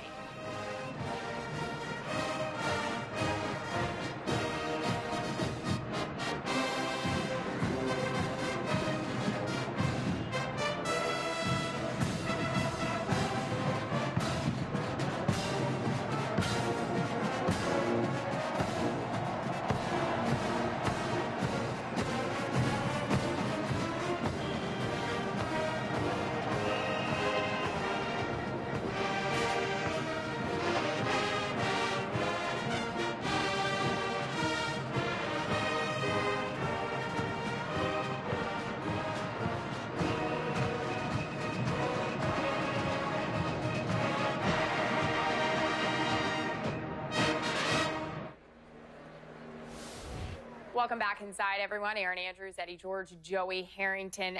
A lot of people wondered how Johnny Manziel would handle being on Jay Leno, talking to Megan Fox, sitting courtside, tweeting with LeBron.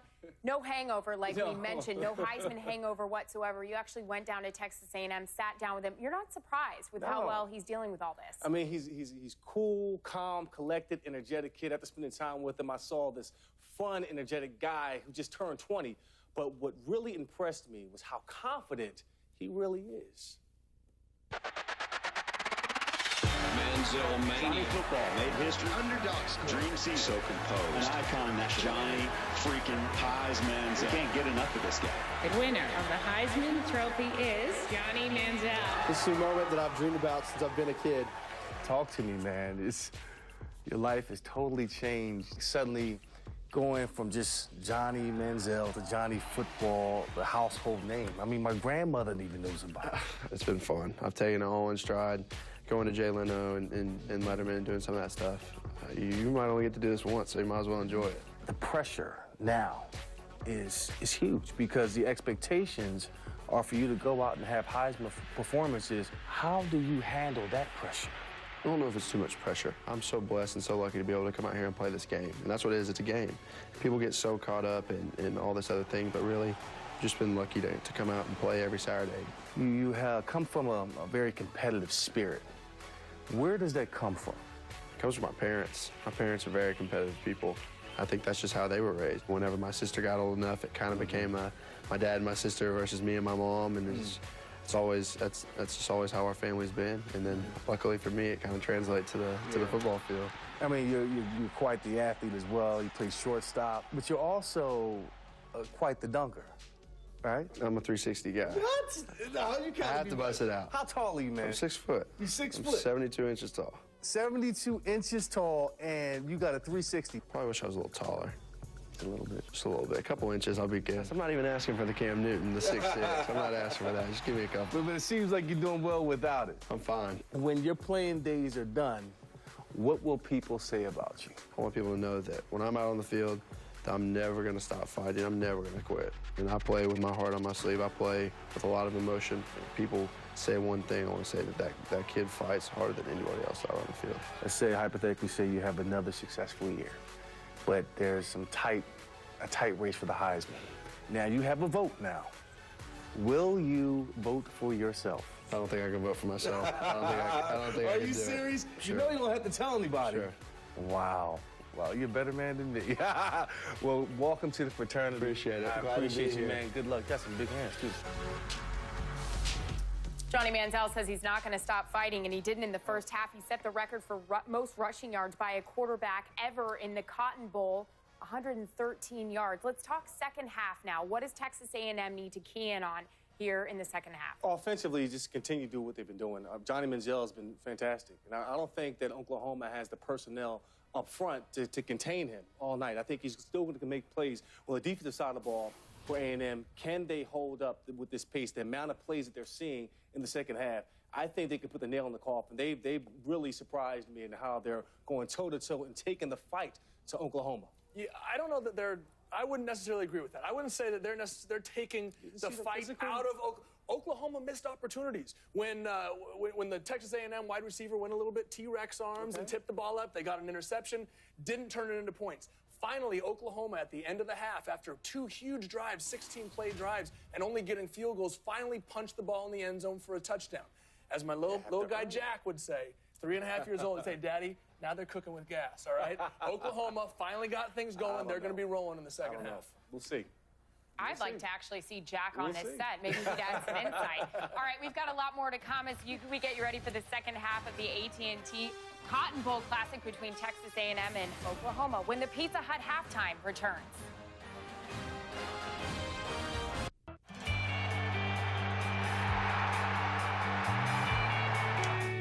We've always believed what you stand for says a lot about who you are.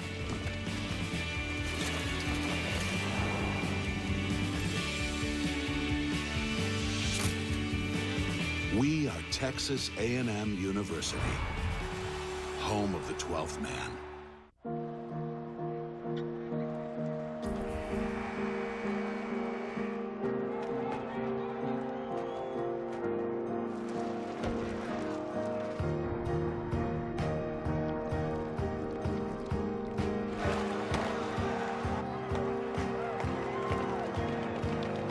There are over 400,000 NCAA student athletes, and just about all of us will be going pro in something other than sports.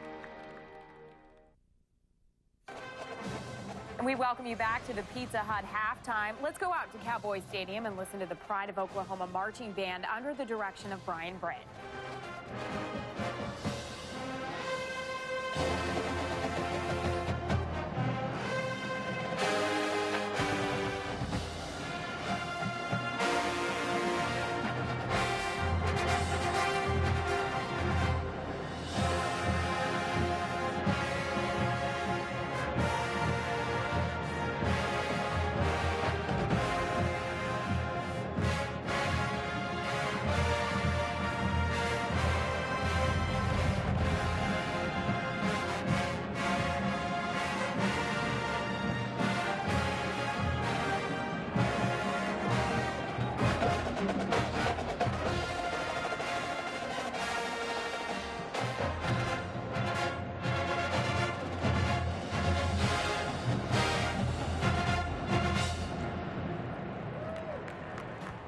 Well, it's been a great one so far, and after 2 quarters of play, Johnny Manziel and the Texas A&M Aggies lead the Oklahoma Sooners 14-13.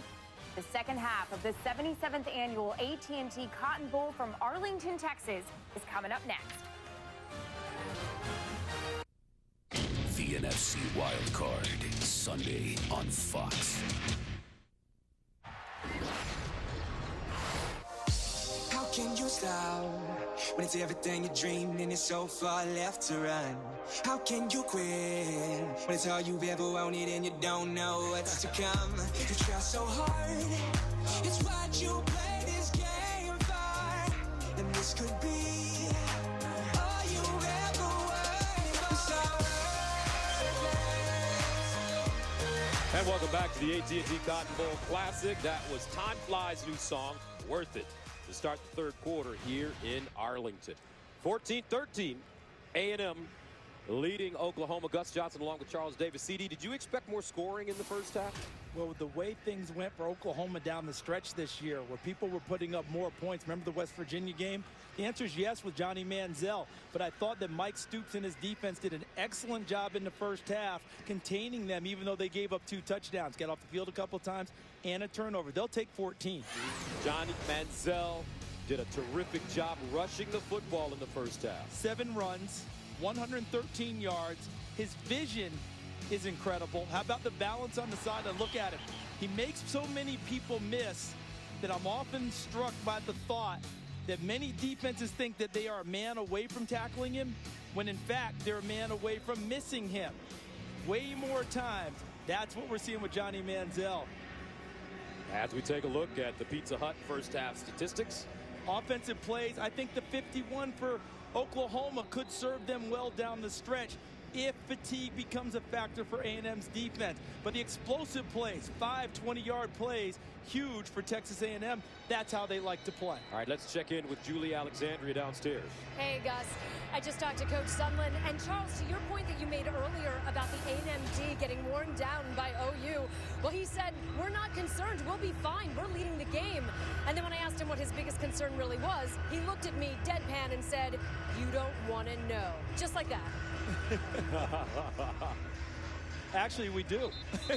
We would like to. Let's bring in Petros Papadakis. Guys, talking to Bob Stoops, he was very animated as always, and he said they're not trying to hold the ball and run a bunch of plays. They're just trying to move the ball down the field, and that's how things are going. When I asked him if he was happy about how his team has contained Johnny Football, he said no, but nobody's contained him so far this year. Well, Oklahoma will have the football to start the second half. Landry Jones leading Oklahoma into the end zone late in the second quarter to pull to within 1. And this one fielded in the end zone by Brennan Clay. He'll take a knee.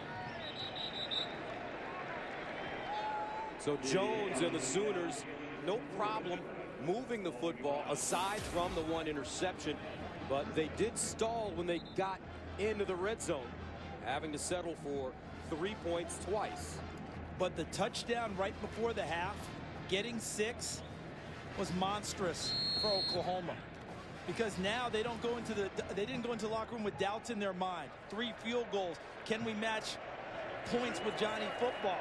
That touchdown with a 1-point difference, it feels like we're starting this game from 0 again to Oklahoma. Jones, 23 of 30, 175 yards in the first half. Here's Shepard, who had a big catch on that drive to close the first half, which resulted in the touchdown. Jonathan Stewart and Tony Hewitt Jr. with the tackle.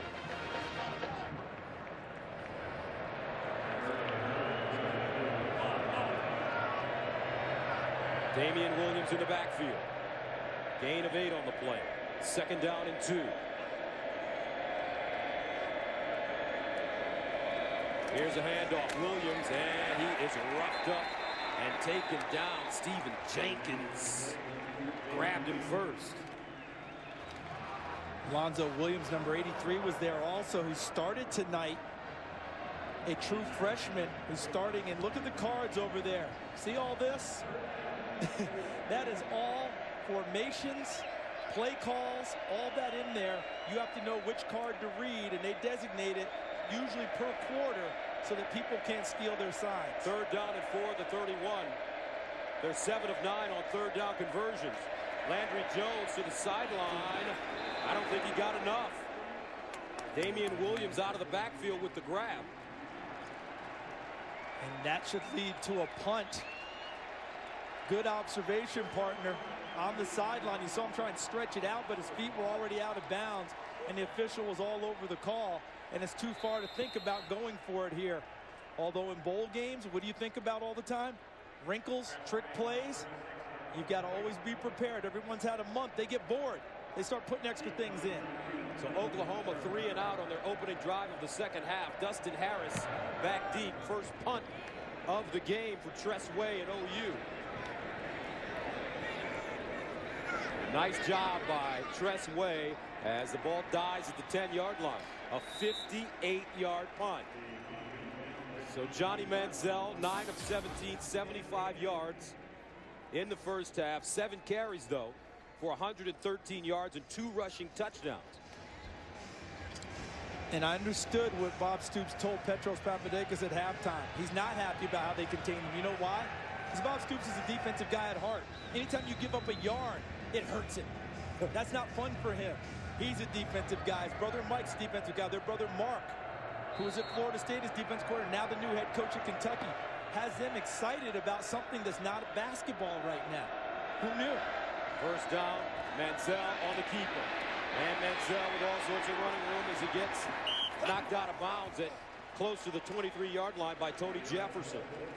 A 14-yard gain. And I think it's very interesting to see the evolution, Charles, of the undersized quarterback when you look at tradition.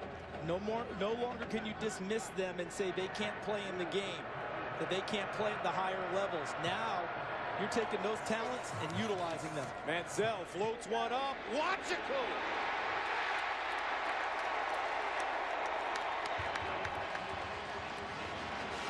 35 yards. And let's see how fast they want to play. Wachiku to the bottom of your screen. Beats DeMontre Hurst off the line of scrimmage. Gains a step. And that ball's well thrown. Wachiku goes back and gets it a little bit. Manziel rolls out of the pocket. Hits Swope. And Swope out of bounds at the 35. Javon Harris there. Good to see Swope back. Remember, he was hurt late in the half on an attempted pass catch where he was hitting the legs and had to get extra attention. Nice to see him back on the field running around. Swope 5 catches, 45 yards. 2nd and 3.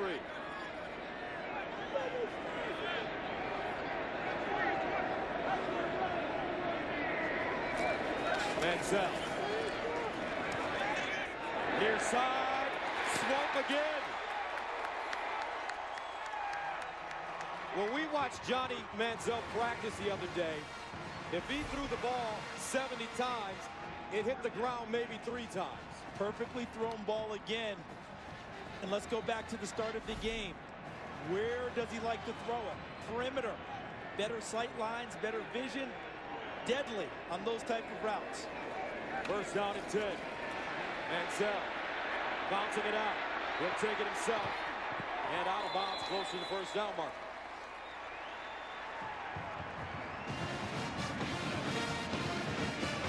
How about Manziel getting to the perimeter and getting outside, and his receiver thinks he's still in play, and then he turns around and gives that extra block to Manziel. I wonder if Manziel was able to point to him and let him know. Sometimes they have a code word to block, and the receiver took care of it. First down and goal at the 5.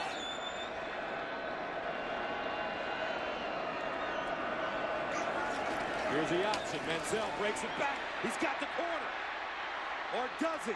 Great closing speed. DeMontre Hurst. And a flag on the play. Manziel will even give him a little dap on that. And there should be a block in the back against Oklahoma. Illegal block in the back. It's number 7 of the offense. 10 yards to spot the foul. First down. Wachiku. That was 7-on-7 crime, wasn't it? No, excuse me. Let me take that back. Right here, 7. That's Wachiku. And who is that? Not. Oh, that's 6, DeMontre Hurst. And he still made the play. And he still makes the play. And in a sense, that block in the back helped propel him into the play as well. Well done by DeMontre Hurst on the corner. Because I had Wachiku at 7. Tremaine Jacobs plays defense for Texas A&M, wears 7.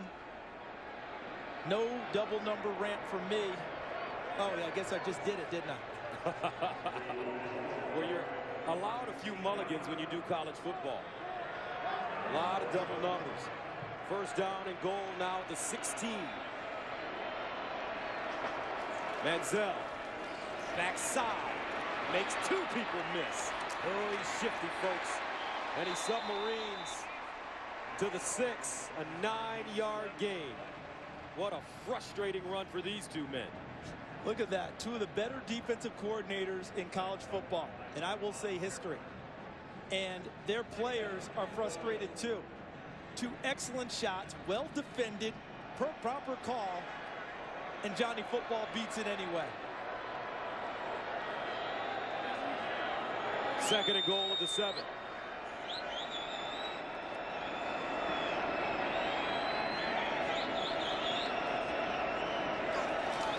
Option.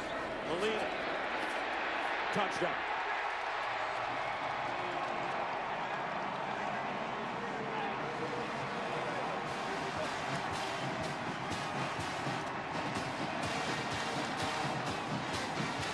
This Texas A&M offense knows how to keep you off balance.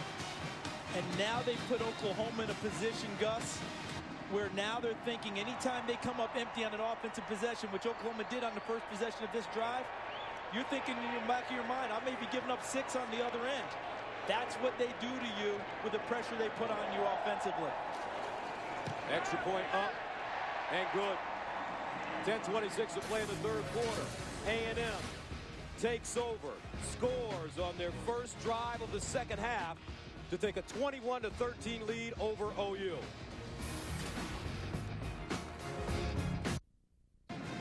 The running game very effective, especially from the quarterback position tonight for Texas A&M.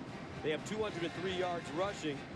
Johnny Manziel, 10 carries, 146 yards himself, averaging 15 yards per carry, along with his 2 rushing touchdowns.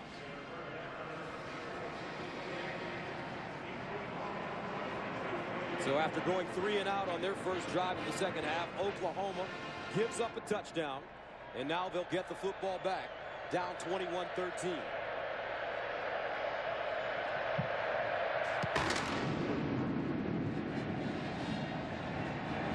And Clay takes a knee. 10:26 to play, 3rd quarter. Here comes Landry Jones. But it's been Johnny Manziel, the Heisman winner, a redshirt freshman that's made a huge difference in this game. The AT&T Cotton Bowl Classic on Fox is sponsored by Dr. Pepper and Diet Dr. Pepper, always one of a kind.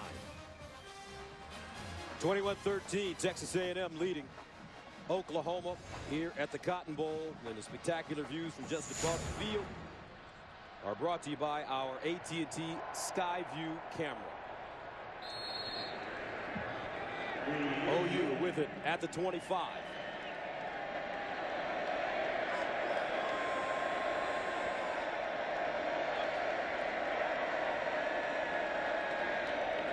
Here's a handoff. Millard this time. And Millard almost broke away, but Stephen Jenkins grabbed his ankle and brings the bruising fullback down.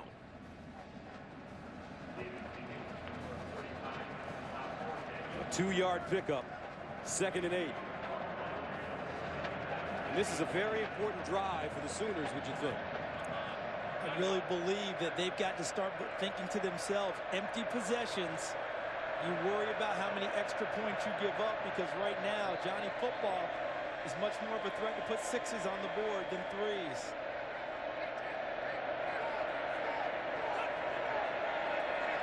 A&M changing defenses as Oklahoma changes offenses. Another handoff to Millard, this time with running room. And every time Trey Millard touches the football, good things happen, but it seems like the Oklahoma offense seems to go away from him, or tends to go away from him. Personally, I've had many express to me that they would wear him out. I mean, touching it, running it, throwing it to him, but they have so many different weapons and are so multiple, they try and spread the touches out almost like a Princeton offense. Everyone gets to touch it on offense at Oklahoma, and that's worked quite well for them on so many different occasions. But I think Trey Millard is a terrific weapon that appears to deserve more touches of the football. And he really drove into Stephen Jenkins. Jenkins walking off the field now. They were checking out his shoulder. Remember, Trey Millard is 6'2", 256 pounds. Took a little extra time to get off, too. Probably smart football by Stephen Jenkins. Get your guys a little extra rest rather than popping up and getting to the sideline immediately. A little bit of extra time to help his defense. 3rd down and 1 at the 34. Jones will throw it on 3rd down and incomplete. Shepard, the intended receiver. And that's the difference between this Oklahoma football team and the teams of the past with Barry Switzer. On 3rd down and 1, they throw it. Not nearly the threat to line up and go after it unless you see the Belldozer package in. You think much more of them throwing it on 3rd and 1 or 2, anything longer than a yard, inside of a yard. You feel like they're going to throw it a little bit more than they're going to run it, and you play accordingly. Terrific break on the football by Tony Hurd. Back-to-back 3-and-outs for OU. Dustin Harris back deep. And he has it at the 10. 8:57 to play, 3rd quarter. Here comes Manziel.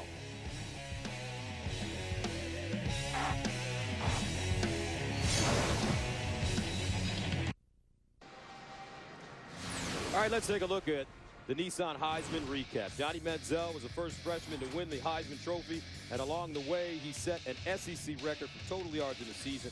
He also set the FBS record for rushing yards by a freshman quarterback. And Manziel now with 282 total yards in this game. He averages 383. That's more than 41 FBS teams on 1st down. Manziel throws a strike and a 1st down. Malcolm Kennedy. There's one part of his game he'll seek to continue to upgrade and polish for Johnny Manziel. It's the deep ball. But intermediate and short, accurate dart thrower.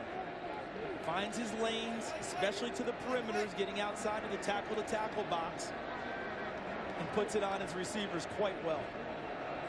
1st down and 10 at the 22. Near side, Kennedy again. And knocked out of play by Javon Harris. Terrific Harris tackle. making a nice tackle there, yeah. Open field. You and I both know that open field tackle is awfully tough to do. Shifty receivers and running backs. Malcolm Kennedy. Harris takes him down. 2nd and 11. Loss of 1 on the play. Manziel. Wow, what time. Manziel, what a throw. Kennedy, but even better. This offensive line for Texas A&M, they look like pros. And look at number 61, Patrick Lewis in the middle. See, Matthews 75 on the end, but Lewis in the middle makes everything go for them, even calls the protections for Johnny Football. Manziel, Evans across the field, and he makes the grab. Mike Evans. Now watch Lewis, 61, get to the line of scrimmage quickly with 312 pounds. He's going to set the line calls and the protections and get things in motion for Manziel. Takes a lot of pressure off of a redshirt freshman quarterback. One less thing for him to do. Just let Johnny Football be Johnny Football. Now option. And Manziel will get positive yardage. And you got to talk about the two tackles on this team as well. Luke Jokel out in the trophy winner, number 76, the left tackle. Right tackle, Jake Matthews, also a terrific player. About that record yardage total for Johnny Manziel. Those tackles you just talked about helped him accumulate a huge chunk this year. Underneath, Swope, first down. Now it's getting easy for Texas A&M. And Mark Snyder, the defensive coordinator for Texas A&M, told us in our meeting that if you practice against Manziel all the time, it's easier to call defenses in games because no other quarterback can do to you what he does to you in practice. This is what Mark Snyder gets to work against every day and why their defense has made a quantum leap in production. First down. This time it's Williams. Williams breaks a tackle. Touchdown, Aggies. 30 yards.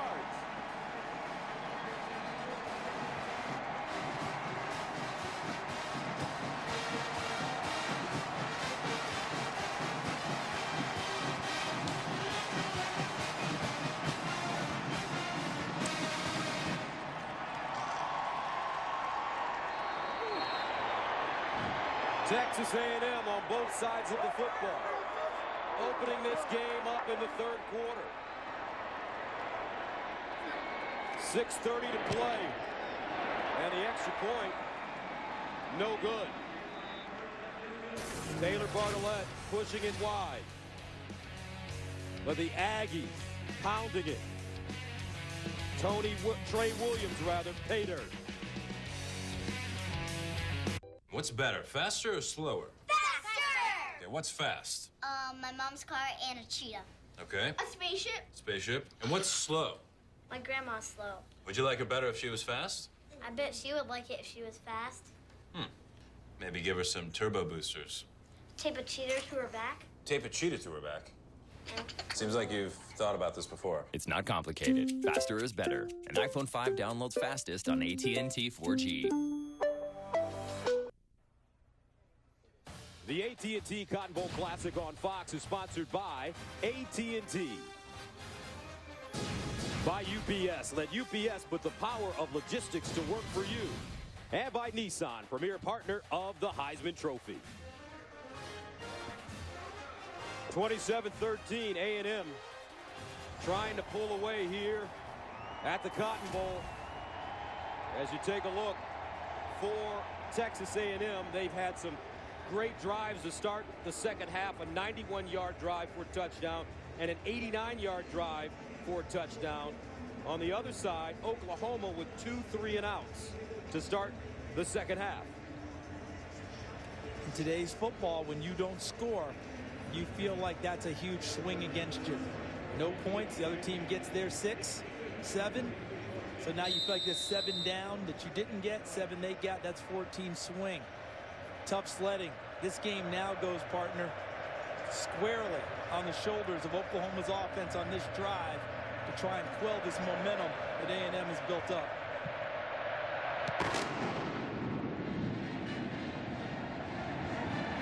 Brennan Clay brings it out. Stays on his feet. And finally dragged down at the 22-yard line by DeShazer Everett. Now, don't forget, folks, this January, the network that has reinvented the television thriller has done it again. Kevin Bacon comes to Fox in a groundbreaking new series. Can one man stop a serial killer and his deadly followers? The Following premieres Monday, January 21st on Fox.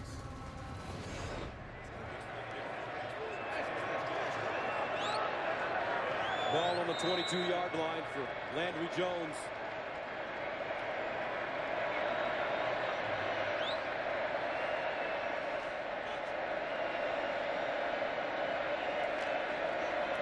Jones swings it out. Saunders makes a first man miss, but finally wrapped up and taken down. Stephen Terrell with the stop. He's a terrific story of redemption. Last year really struggled in pass coverage, as did the Aggies as a whole.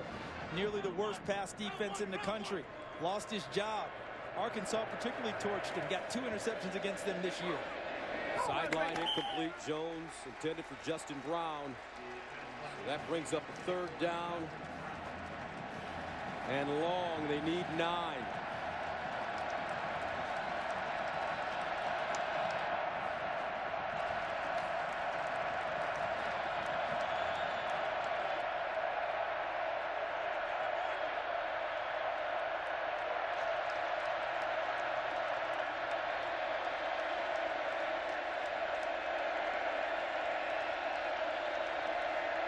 Landry Jones steps up in the pocket. In trouble. Gets it away. Justin Brown with the catch, but let's see the spot. And he will not have enough for the first down. That yellow line is unofficial, though. DeMontre Moore with pressure. Justin Brown on the sideline. Take a look. He's out of bounds. Look where his foot was. Out and then came back in. He was the first guy to catch it after going out of bounds without being forced out. I know he reestablished, but no one pushed him over the sideline. Ruling on the field, this player was short of a first down. The play is under further review. So without him being forced out, I don't believe he can be the first to come back in.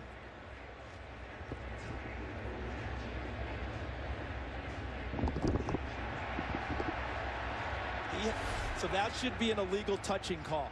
See, he's out right there, okay? So now when he reestablishes back in, he's not eligible yet. Someone else would have to touch it first.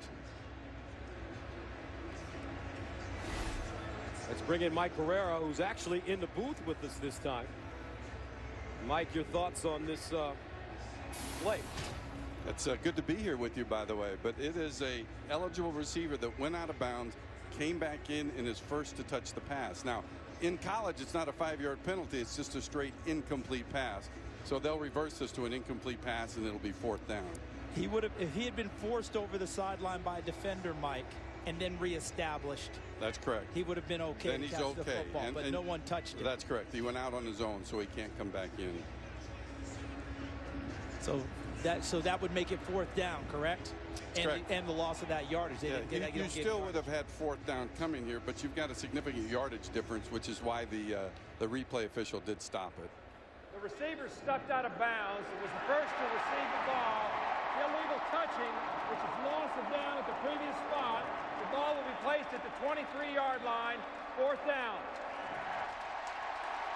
And that yardage difference is huge because at this stage of the game, Bob Stoops would probably think about going for it. Clearly out of bounds as he reestablishes. See, but if they had made that play and made it 4th and that short, down 27-13, Johnny football operating, here he has no choice because they don't get the yardage. He's got to kick the ball away due to field position.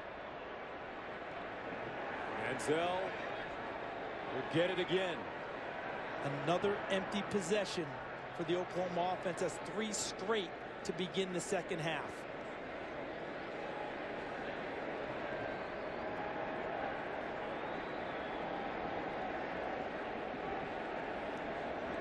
Is he checking where they replaced the football, or is it?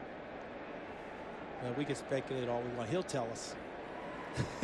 When he's done, he'll tell us. Bob Stoops, though. A nightmarish 3rd quarter. 3 3-and-outs.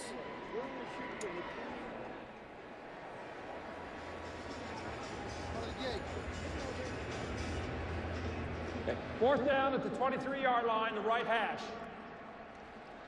Must have just been checking spot and yardage to make sure they reestablished it correctly. So Tress Way comes in. He'll punt from his own 9. And Dustin Harris is back deep, hovering around the 30.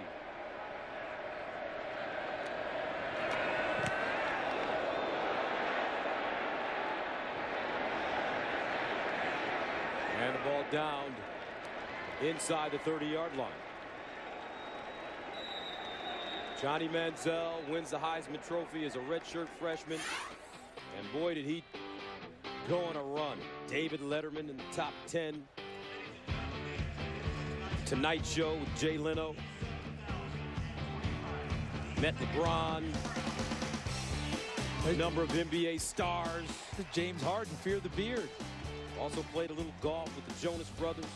But I think, one of the most impressive things that he had a chance to do was present a tiny 12th man jersey to Megan Fox. That would be my highlight. There's Manziel running. Breaks a tackle. And out of bounds for 45. And look at the beauty of how he's handled all of this. All right, because Heisman Trophy winners don't generally come back and play this well after they've won the Heisman. There's so much extraneous stuff that oftentimes they're not at the top of their game. He's had no loss in that area. Picked up 18 yards on that play. Flushed out of the pocket. Delivers to Evans.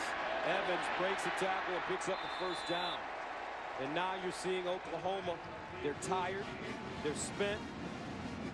And Manziel is close to breaking them. And they squandered the advantage that they had when they were putting it on A&M's defense, but not scoring enough points. 169 rush yards tonight, an AT&T Cotton Bowl record by a quarterback. And we still have 4:46 and counting in the third quarter to go. Manziel fakes the option, turns, fires, swoop, incomplete.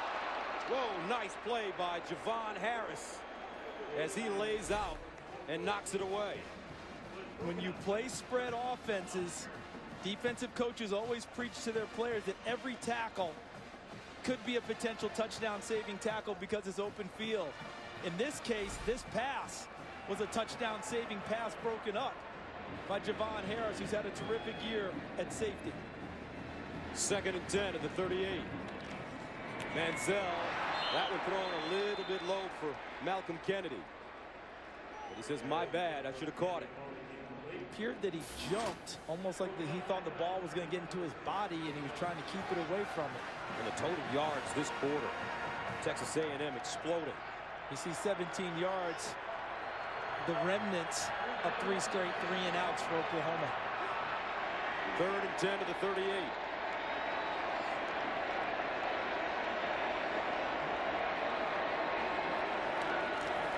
Manziel in the flats. He finds Molina. And Molina knocked out of bounds. And when you look at the stats for Texas A&M and their receiving core, everybody's got catches. Manziel does a terrific job of spreading it around. Now on 4th down, Kevin Sumlin and the Aggies are going for the throw. Stay on the field. Too far for the field goal. Too short for the punt. Who would you rather have the football in their hands? Leave it with Manziel in the offense.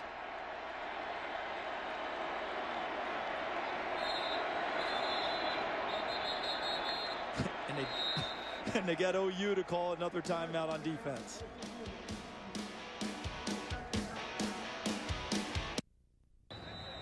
Leading 27-13 with 4:02 to go in the third quarter. Texas A&M considering going for it on 4th down. They like Taylor Bertolette's leg from longer distances, but he just missed an extra point. So I believe that Kevin Sumlin has thought to himself, I want to go for it anyway. He's given me a great opportunity. It's too far really for a field goal in a lot of ways. Too short for a punt. And darn, that kid number 2, he makes magic. Let's go for it. And let's try and put this thing away right now. Manziel on 4th and 5. Got to heat him up if you're Oklahoma. You can't sit back. Manziel over the middle. Caught Swope with speed. Swope. Touchdown Aggies on 4th down. 33 yards.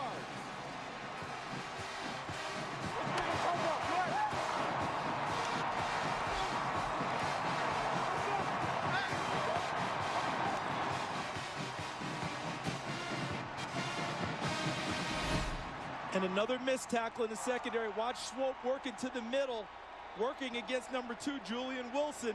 He has a chance to tackle him there. It's a first down, but it's not a touchdown. He misses, and Swope gallops into the end zone. And Texas A&M has firm control at this point. Ryan Swope came into this game as the all-time leader in receptions. He is now the all-time leader in yardage with this 33-yard touchdown.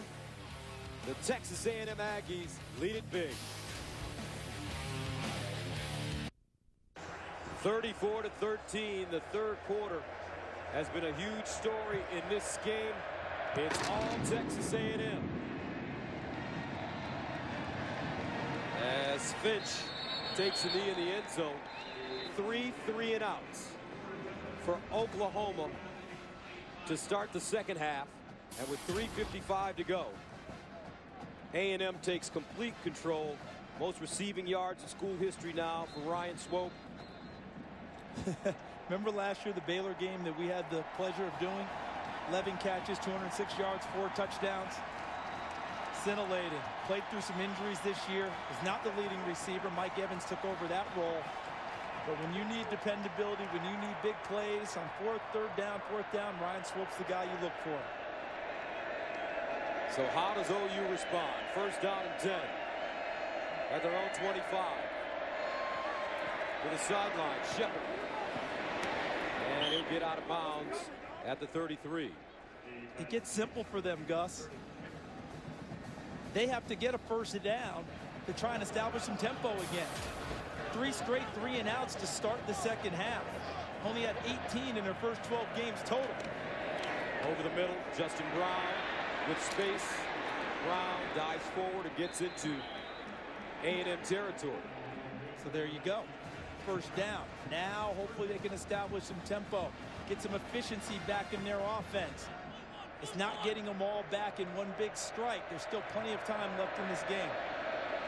Jones. Brown again. On the other side, down at the 40.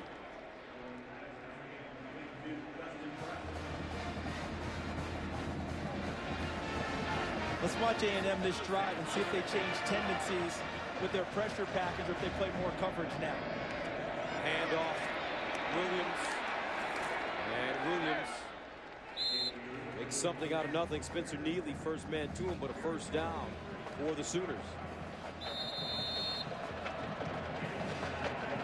Gabe Eichert, number 64 in the middle, their center, 4.0 student, will go to medical school. Sat next to him at the team luncheon. And let's just say, I didn't feel real smart sitting next to that guy. Taught me a few things in a luncheon. A terrific young man who plays guard and center and plays it with aplomb for his team. First down and 10 at the 36.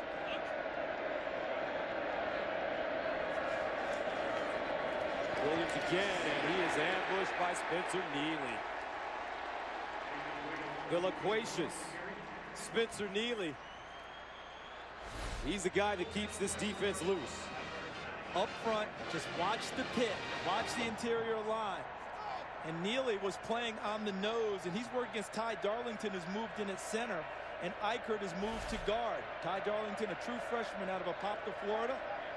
Played high school ball for his dad, Rick, who just won a state championship with the Blue Darters there. Has a tough task with Spencer Neely over his nose. Second and 12 at the 38.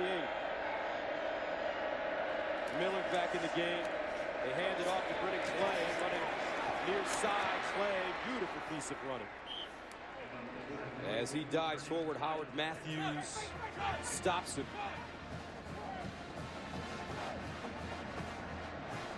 Makes it third down and 3. Obviously, this is score down territory for OU. They need points badly. And with them thinking 4 downs, does that bring the running game back into play now? Because normally this would be a true throwing down for Oklahoma. We haven't heard from Kenny Stills in this third quarter. Miller turns the corner, and Miller down inside the 20.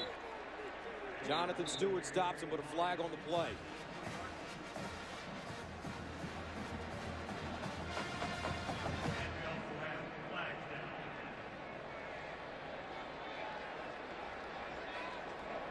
Holding, number 18 of the offense.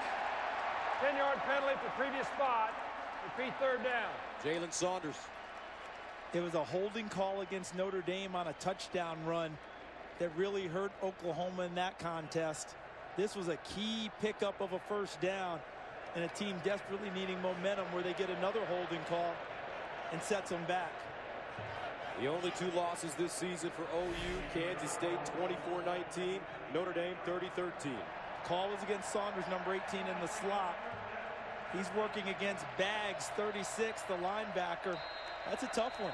I didn't see much cloth grab there. Looked like he had him and he slid off. So a third down and 13 at the 39.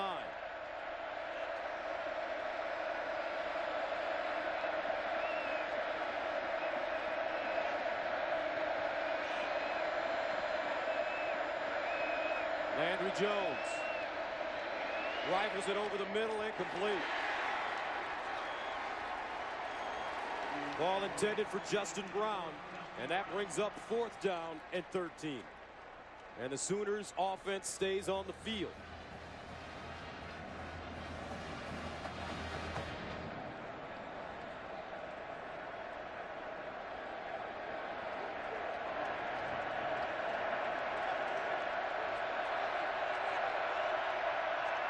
Fourth down and 13.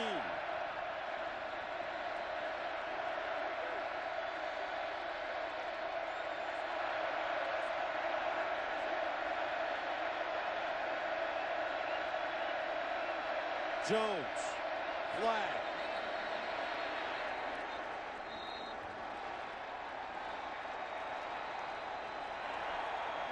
Illegal snap, number 56 of the offense. 5-yard penalty, 4th down. Ty Darlington. True freshman playing center, trying to get line calls straight, get people ID'd. And in the words of my college coach, John T. Majors, the Sooners a little bit discombobulated on that play. And now, Coach Stoops will elect to punt it away. Tressway at the 42. Dustin Harris at his own 10. And Harris has it at the 12. So the Texas A&M defense turns Oklahoma away once again, and here comes that man.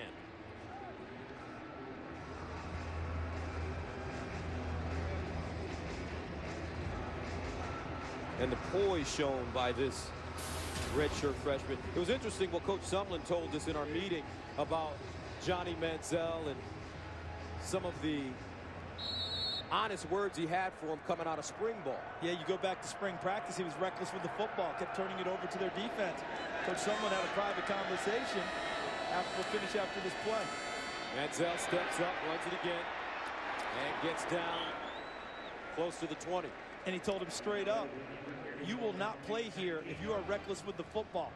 No quarterback of mine is going to turn it over at that rate.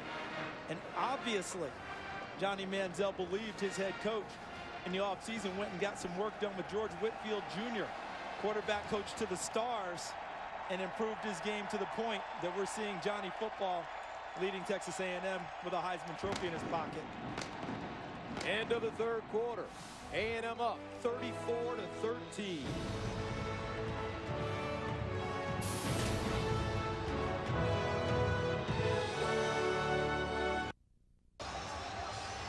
Start of the fourth quarter, Texas A&M with a 34-13 lead. Let's go downstairs to Julie Alexandria. Thanks, Gus. I'm here with Andy Geis from AT&T. Quite an incredible game we have going on here. A fantastic game for a fantastic cause. You actually got to do the coin toss. What was that like? That was really funny. The coin was so big that the ref said if you flip it the normal way, you're going to hurt somebody. So flip it small and low. Well, you did a great job. Now, I know education is something that is very near and dear to the hearts of the people at AT&T. Tell me what AT&T is doing to help education. When our chairman and CEO, Randall Stevenson, took over, he started something called the AT&T Aspire program. And in the short period of time that we've had that program, over $350 million to education here in the United States. And the reason is we think it's really important for American business. We think it's really important for AT&T. We think it's important for the country. Fantastic. Thank you so much. Gus, back up to you. All right, Julie, thank you very much. 34-13 our score as we start this fourth quarter. Texas A&M with 268 yards of offense in the third period. Wow. Remember, Kevin Sumlin told Julie Alexandria at the half he wasn't worried about time of possession. Even though it appeared his defense might be getting gassed, this is why his team scores points. Manziel looking. Manziel incomplete. Evans, the intended receiver. Aaron Colvin there defensively. Even when he breaks the rules, it doesn't appear to hurt him much, does it, right? What's the rule about a quarterback scrambling out of to the sideline? Don't throw it back towards the middle. Colvin made a nice play, knocked it away, but no interception. But when Johnny Manziel does it, I'm sure Kevin Sumlin is off and going, no. Oh, great play. Great play. Well done. Let that kid be himself. Well, for Oklahoma, a chance to get the ball back to start the fourth quarter from the 45-yard line. Here's Saunders, and Saunders wrestled down. Special looking tackle on special teams by Floyd Raven.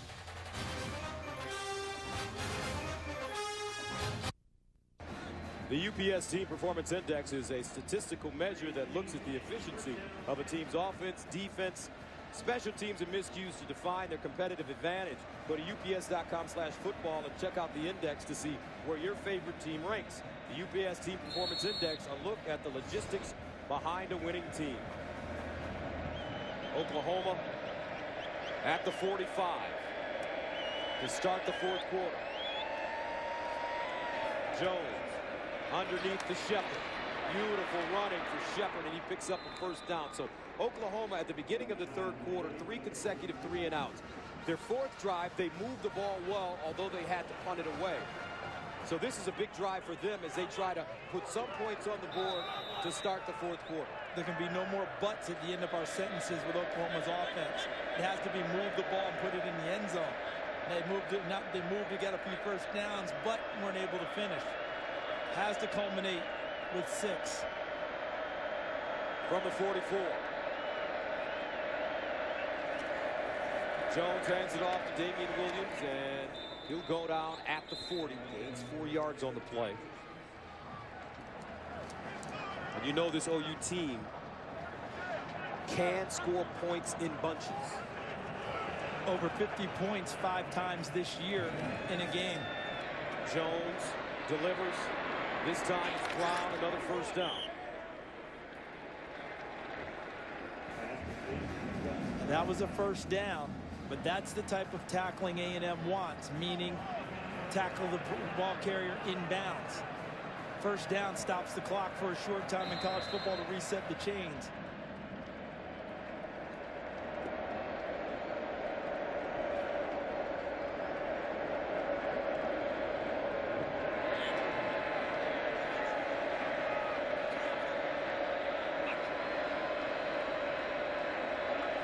Low snap handled by Jones over the middle, and he finds Jalen Saunders for a 3-yard gain. Howard Matthews with the tackle. And A&M is rotating in defensive linemen now as Oklahoma's not going super fast. Allows them to get fresh guys on the field. Seeing that what Oklahoma did in the first half with all the plays they ran and all the time of possession, that was good. When it was 14-13, that was to their advantage because they were close. But now, 34-13, that's why Kevin Sumlin said he wasn't worried. Thought his offense could extend the lead. And he'll hand it off to Williams. And Williams lowers his shoulder and goes out of bounds close to the 25. As DeShazer Everett, we've mentioned his name quite often in this game. Andrew Jones, 32 completions tonight. 32 of 43, 243 yards, a touchdown, and an interception.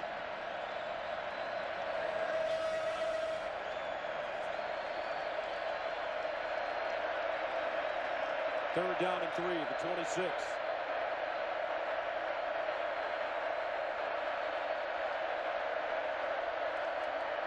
Jones.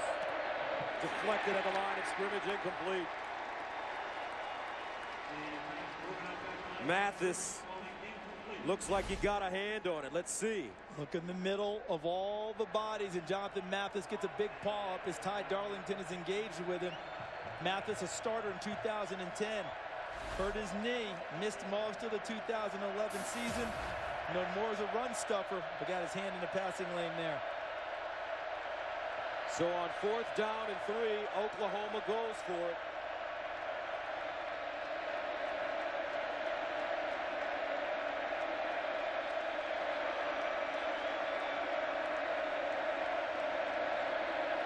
Andrew Jones under pressure, incomplete.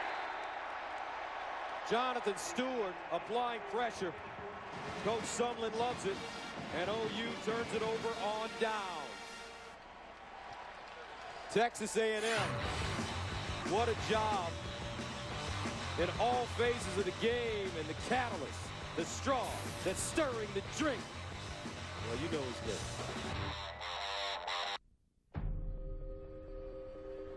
Everybody remembers the play. But what about the strategy? The teamwork? The execution? That is logistics. And that is what we do.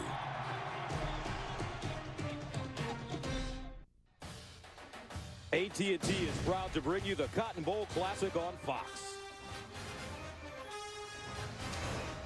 Welcome back. This week, the Fox College Football Social Poll on Facebook asked fans, would Johnny Manziel win another Heisman Trophy? 66% said no. To cast your vote, log on to facebook.com/Fox Sports. They're going with history, aren't they? Only one two-time Heisman winner. Archie Griffin, Ohio State. 1st down and 10 at the 26. Molina running outside.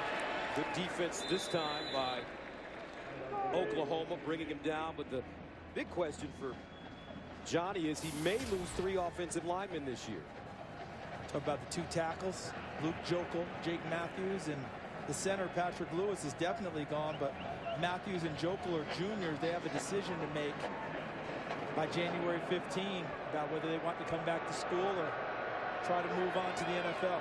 2nd and 7.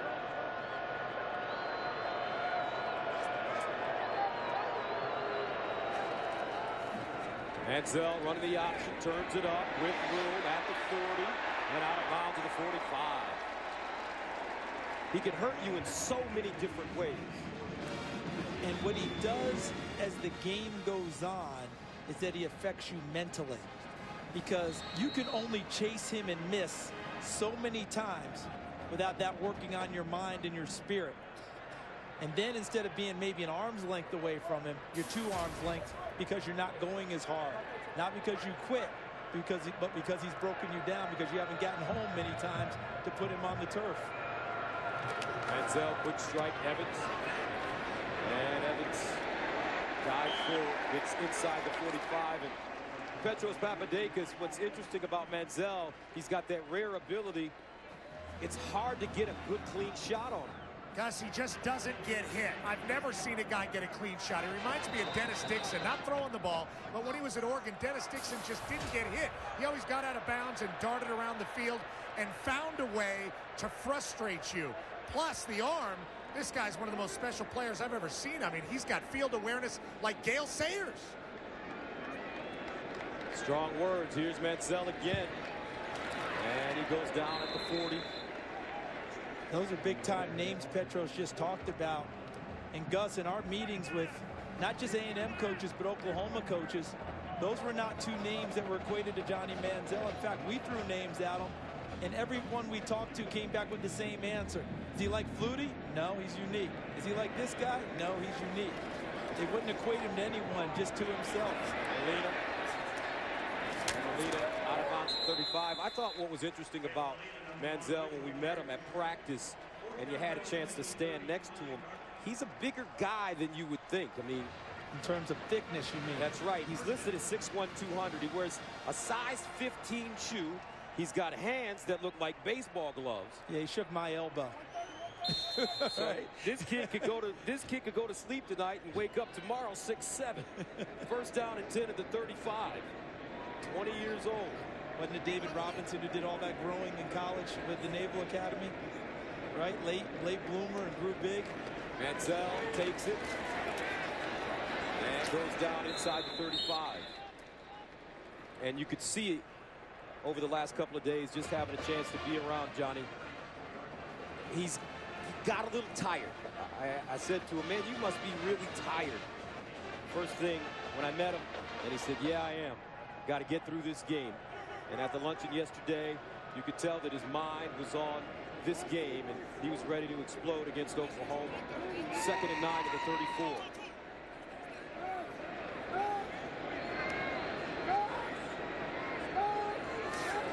Manziel lost one up. A Wachaku touchdown. What a beautiful throw. And a brilliant catch.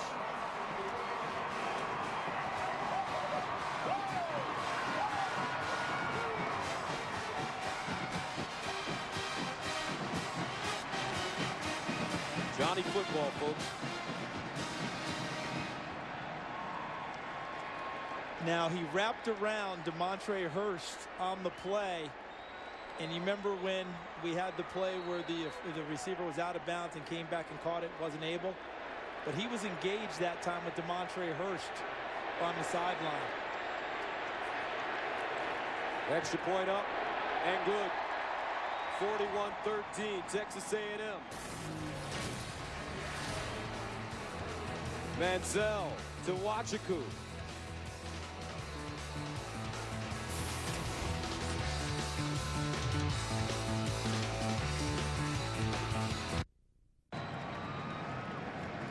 They love him in Aggie land, Johnny Manziel. And what a game he's had.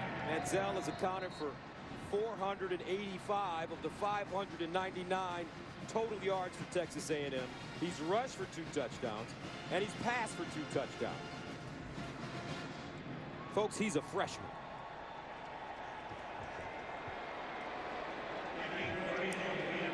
But academically, he's a junior.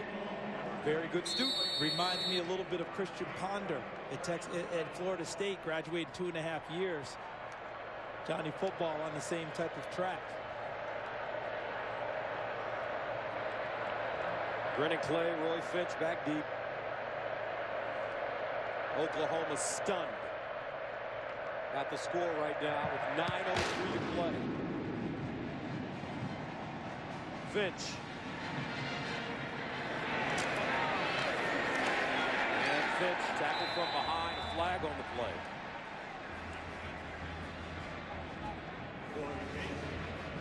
Landry Jones back on the field. OU offense flatline in the second half. What's the adjustment that During the return, holding number 41 of the receiving team. 10 yards from the spot of the foul. First down. And what's the adjustment that's been made by this Texas A&M defense? I think that's one of the big stories in this game. We know John Manziel has done so much, but this defense has been stellar, especially in the second half. And I think sometimes it's the adjustments you don't make that are the biggest ones, Gus. Because oftentimes you talk about going into the half, let's make an adjustment, this is what we're going to do.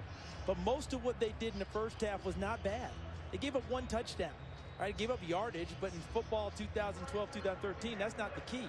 2 field goals and gave up the touchdown. That was it. And then they came back in the second half with a very similar game plan, shut down the run totally, and gave up nothing in the pass game and tackled on the spot.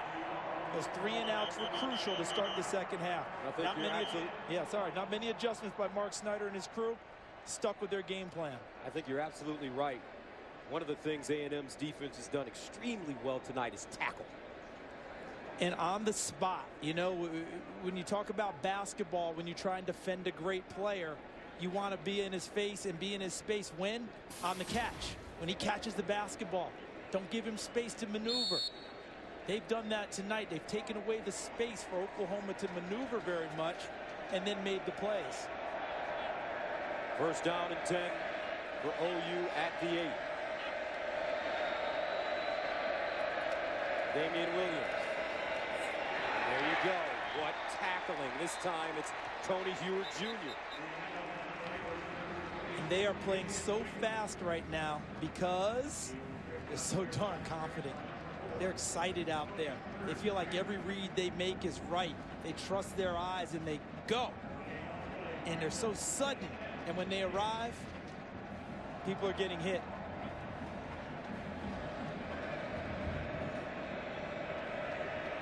Second and 10.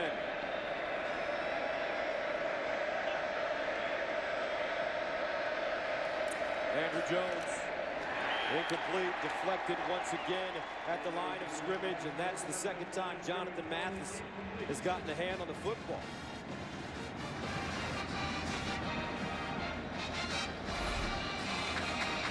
'92 works over the top of Gabe Eichert, all Big 12 offensive linemen, and knocks the ball away. Third down and 10 of the 8.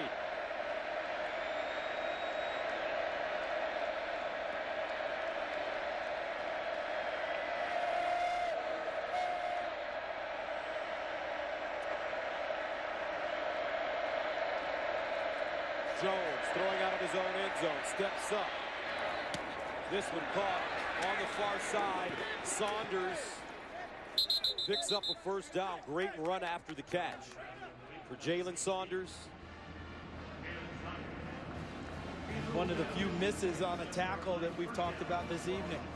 Saunders transferred from Fresno State. Allowed to play despite an off-field incident. Here's a big throw to Kenny Stills. And a flag. Devontae Harris covering. Looks like this may be pass interference. And he's going to say that Kenny Stills was hand fighting with him, but Devontae Harris never got his head around. So this is interesting. And it will go against Oklahoma. So Devontae's lobbying pass is correct. interference. Number 1 of the offense. 15 yards from the previous spot. He just got messed up on the numbers because 1 and 4 next to each other. So it's going against Stills. Let's see. There's the here comes the hand fighting. And there's the, you see how Stills got his arms extended, but frankly that could have been, that should have been offsetting. He's got a full grasp of the jersey on the inside. You've got one guy extending, the next guy with the grasp of the jersey, either offset it or don't throw it because they both were guilty. Stills has been non-existent in this second half. In the first half, Kenny Stills with 6 catches, make that 5 catches. Only 1 catch here in the second half.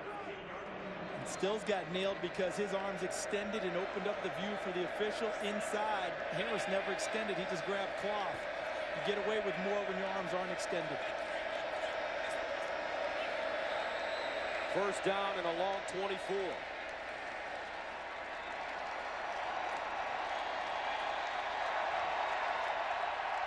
Timeout, Oklahoma. So the Sooners want to talk it over. 7:53 to play, fourth quarter. Back after this. Tonight's game is sponsored by Reese's, the perfect combination of chocolate and peanut butter. By Miller Lite, it's not just a good time, it's Miller time. And by the new Buick Enclave, it's smart made beautiful. 41-13, A&M. Oklahoma, first down and 24 at their own 13-yard line. Jones underneath the Williams. And Williams taken down. Jonathan Stewart closing. There's that great tackling we've been seeing all evening from Texas A&M. And as this game winds down, Texas A&M went to Alabama and won, beat the #1 team in the country on the road 29-24. And it's one thing to be the team where you're hunting. But tonight, Texas A&M came in as the hunted. Everything was about them and Johnny football. And they've worn that mantle very well this evening for a team that hasn't really had to do that all year long. Everything's been a challenge, Gus. Going into the SEC, playing with the big boys, going on the road. And tonight, they've handled being the team chased quite well. And another flag. Play the game. Number 12 of the offense. 5-yard penalty. Second down. I know that goes against Landry Jones because he's the quarterback, but that may not be all him. Not sure what's happening with the plays coming in, if there's confusion about personnel.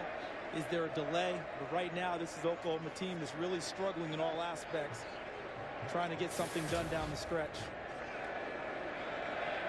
2nd and 28.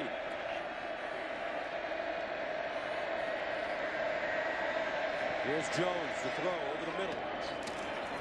And he has his man at the 22-yard line. Kenny Stills stopped by Dustin Harris after a 15-yard gain.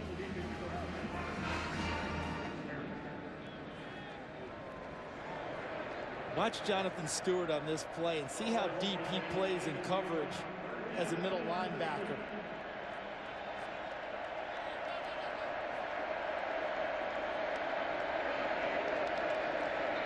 Third and 13. Landry Jones in trouble and goes down. Landry Jones taken down by Sean Porter. And that brings up 4th down for Oklahoma. And they will punt.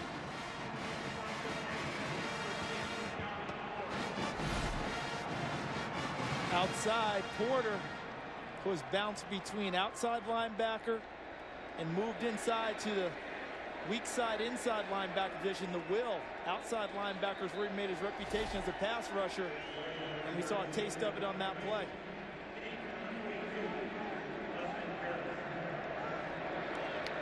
Fifth punt of the game for Tressway. Dustin Harris backpedaling, and Harris gobbled up quickly at the 25-yard line.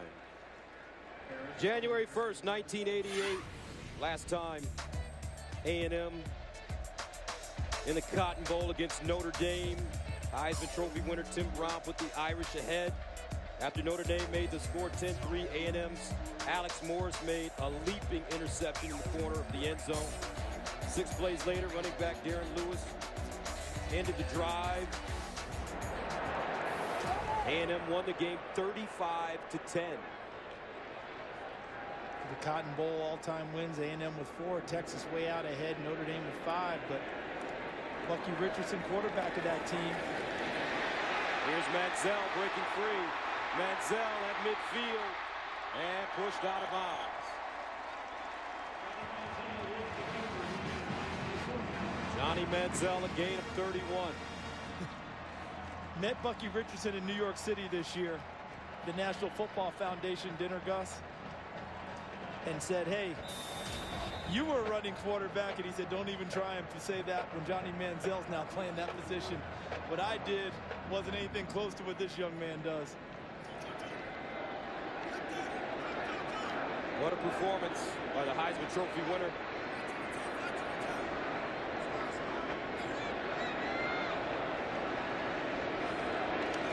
Here's a handoff. Williams. You have to give so much credit to Kevin Sumlin, 48 years old in his first season at Texas A&M. Looks like they're on their way to their 11th win.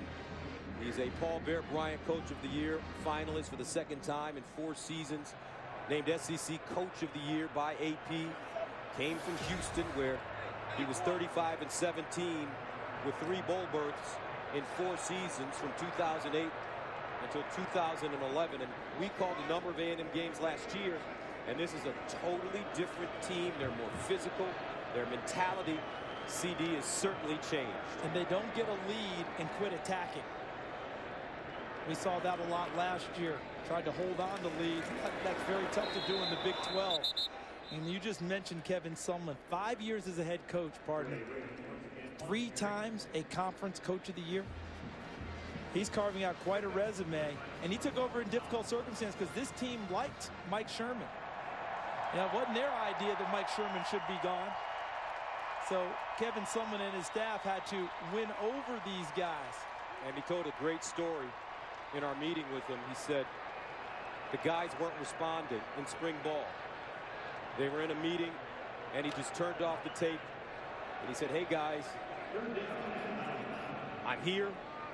I'm here for you. We're going to play a little different, but I need you to understand that things have changed and that you have to roll with the punches. And the kids responded. Seminal meeting right there. You know, to be able to just lay it out in proper terms. And he didn't tell them that they shouldn't have liked their previous coach. That's fine. We get that. He's a heck of a coach, Mike Sherman. Heck of a man. But this is the situation we have. How are we going to make the best of it? And these kids now would do anything for not just Kevin Sumlin, but the entire staff. Remember, he pushed spring practice back weeks to get to know the kids better, to get their strength and conditioning intact, put that into play, and really help this team out, and it's all paid dividends. And he played a hunch. He said, I think I'm going to go with a redshirt freshman at QB. He should have bought a lottery ticket that day.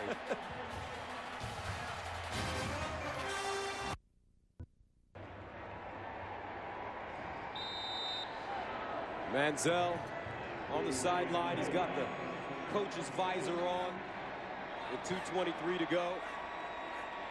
A&M punting it away. Saunders back deep. And he has the fair catch at the 10. So let's take a look at our Reese's perfect play from tonight. And of course, it's going to center around Johnny Manziel. Has to. And it started early. Johnny Manziel, flush from the pocket, scrambles,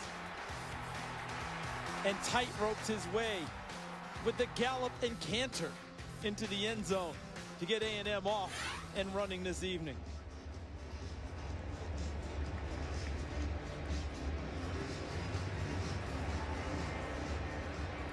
The Heisman Trophy has taken Manziel by storm. Talking to the Texas A&M Public Relations Department as they hand it off. Here's Clay with a lot of running room.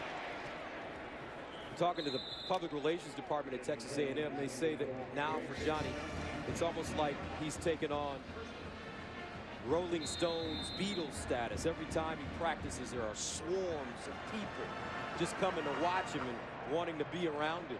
At the luncheon, do you remember what happened when he came up on the stage? He and Landry Jones, the quarterbacks, had to come out and throw a football out for a fan to catch. I'm sitting next to Gabe Eicher, the center for Oklahoma, and he's telling Landry Jones to get out of the way so he can get a clear shot for a picture of Johnny Manziel up on the stage. He's like, nothing personal, bro. That guy won the Heisman. But you kind of knew, or his family, they knew that very early on in his development that he was going to be a special athlete. And he's played multiple sports growing up. They say that his third best sport is football. That baseball and golf are his best sports.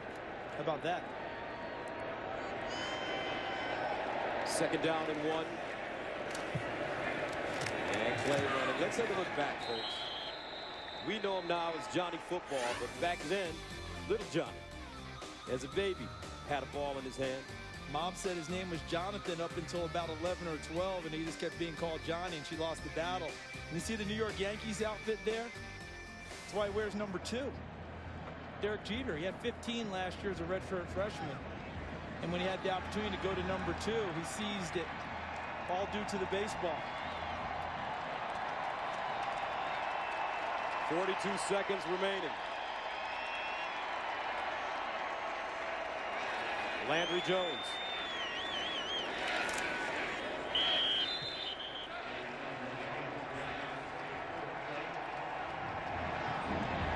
And Sumlin gets the Gatorade shower. I think he's won him over, Charles. You think? Took a minute. Bob Stoops, disappointing Cotton Bowl, but he's been a part of 8 championships as a head coach at OU. They will bounce back. And the two very good friends, Bob Stoops, who gave Coach Sumlin, a great opportunity at OU, where they spent 5 years together. He left Oklahoma, went to Houston, and now at A&M, and he picks up his 11th win of the season. A&M defeats Oklahoma 41-13. Let's go to LA and Aaron Andrews. Guys, thanks so much. An impressive victory for Johnny Manziel and the Aggies. All of us are saying, he did what tonight? Coming up, we'll head back out to Arlington for the trophy presentation. Plus, Eddie and Joey will say wow some more. Wow. And they'll break down Johnny football's historic performance. That's all next on the AT&T Cotton Bowl postgame. Wow.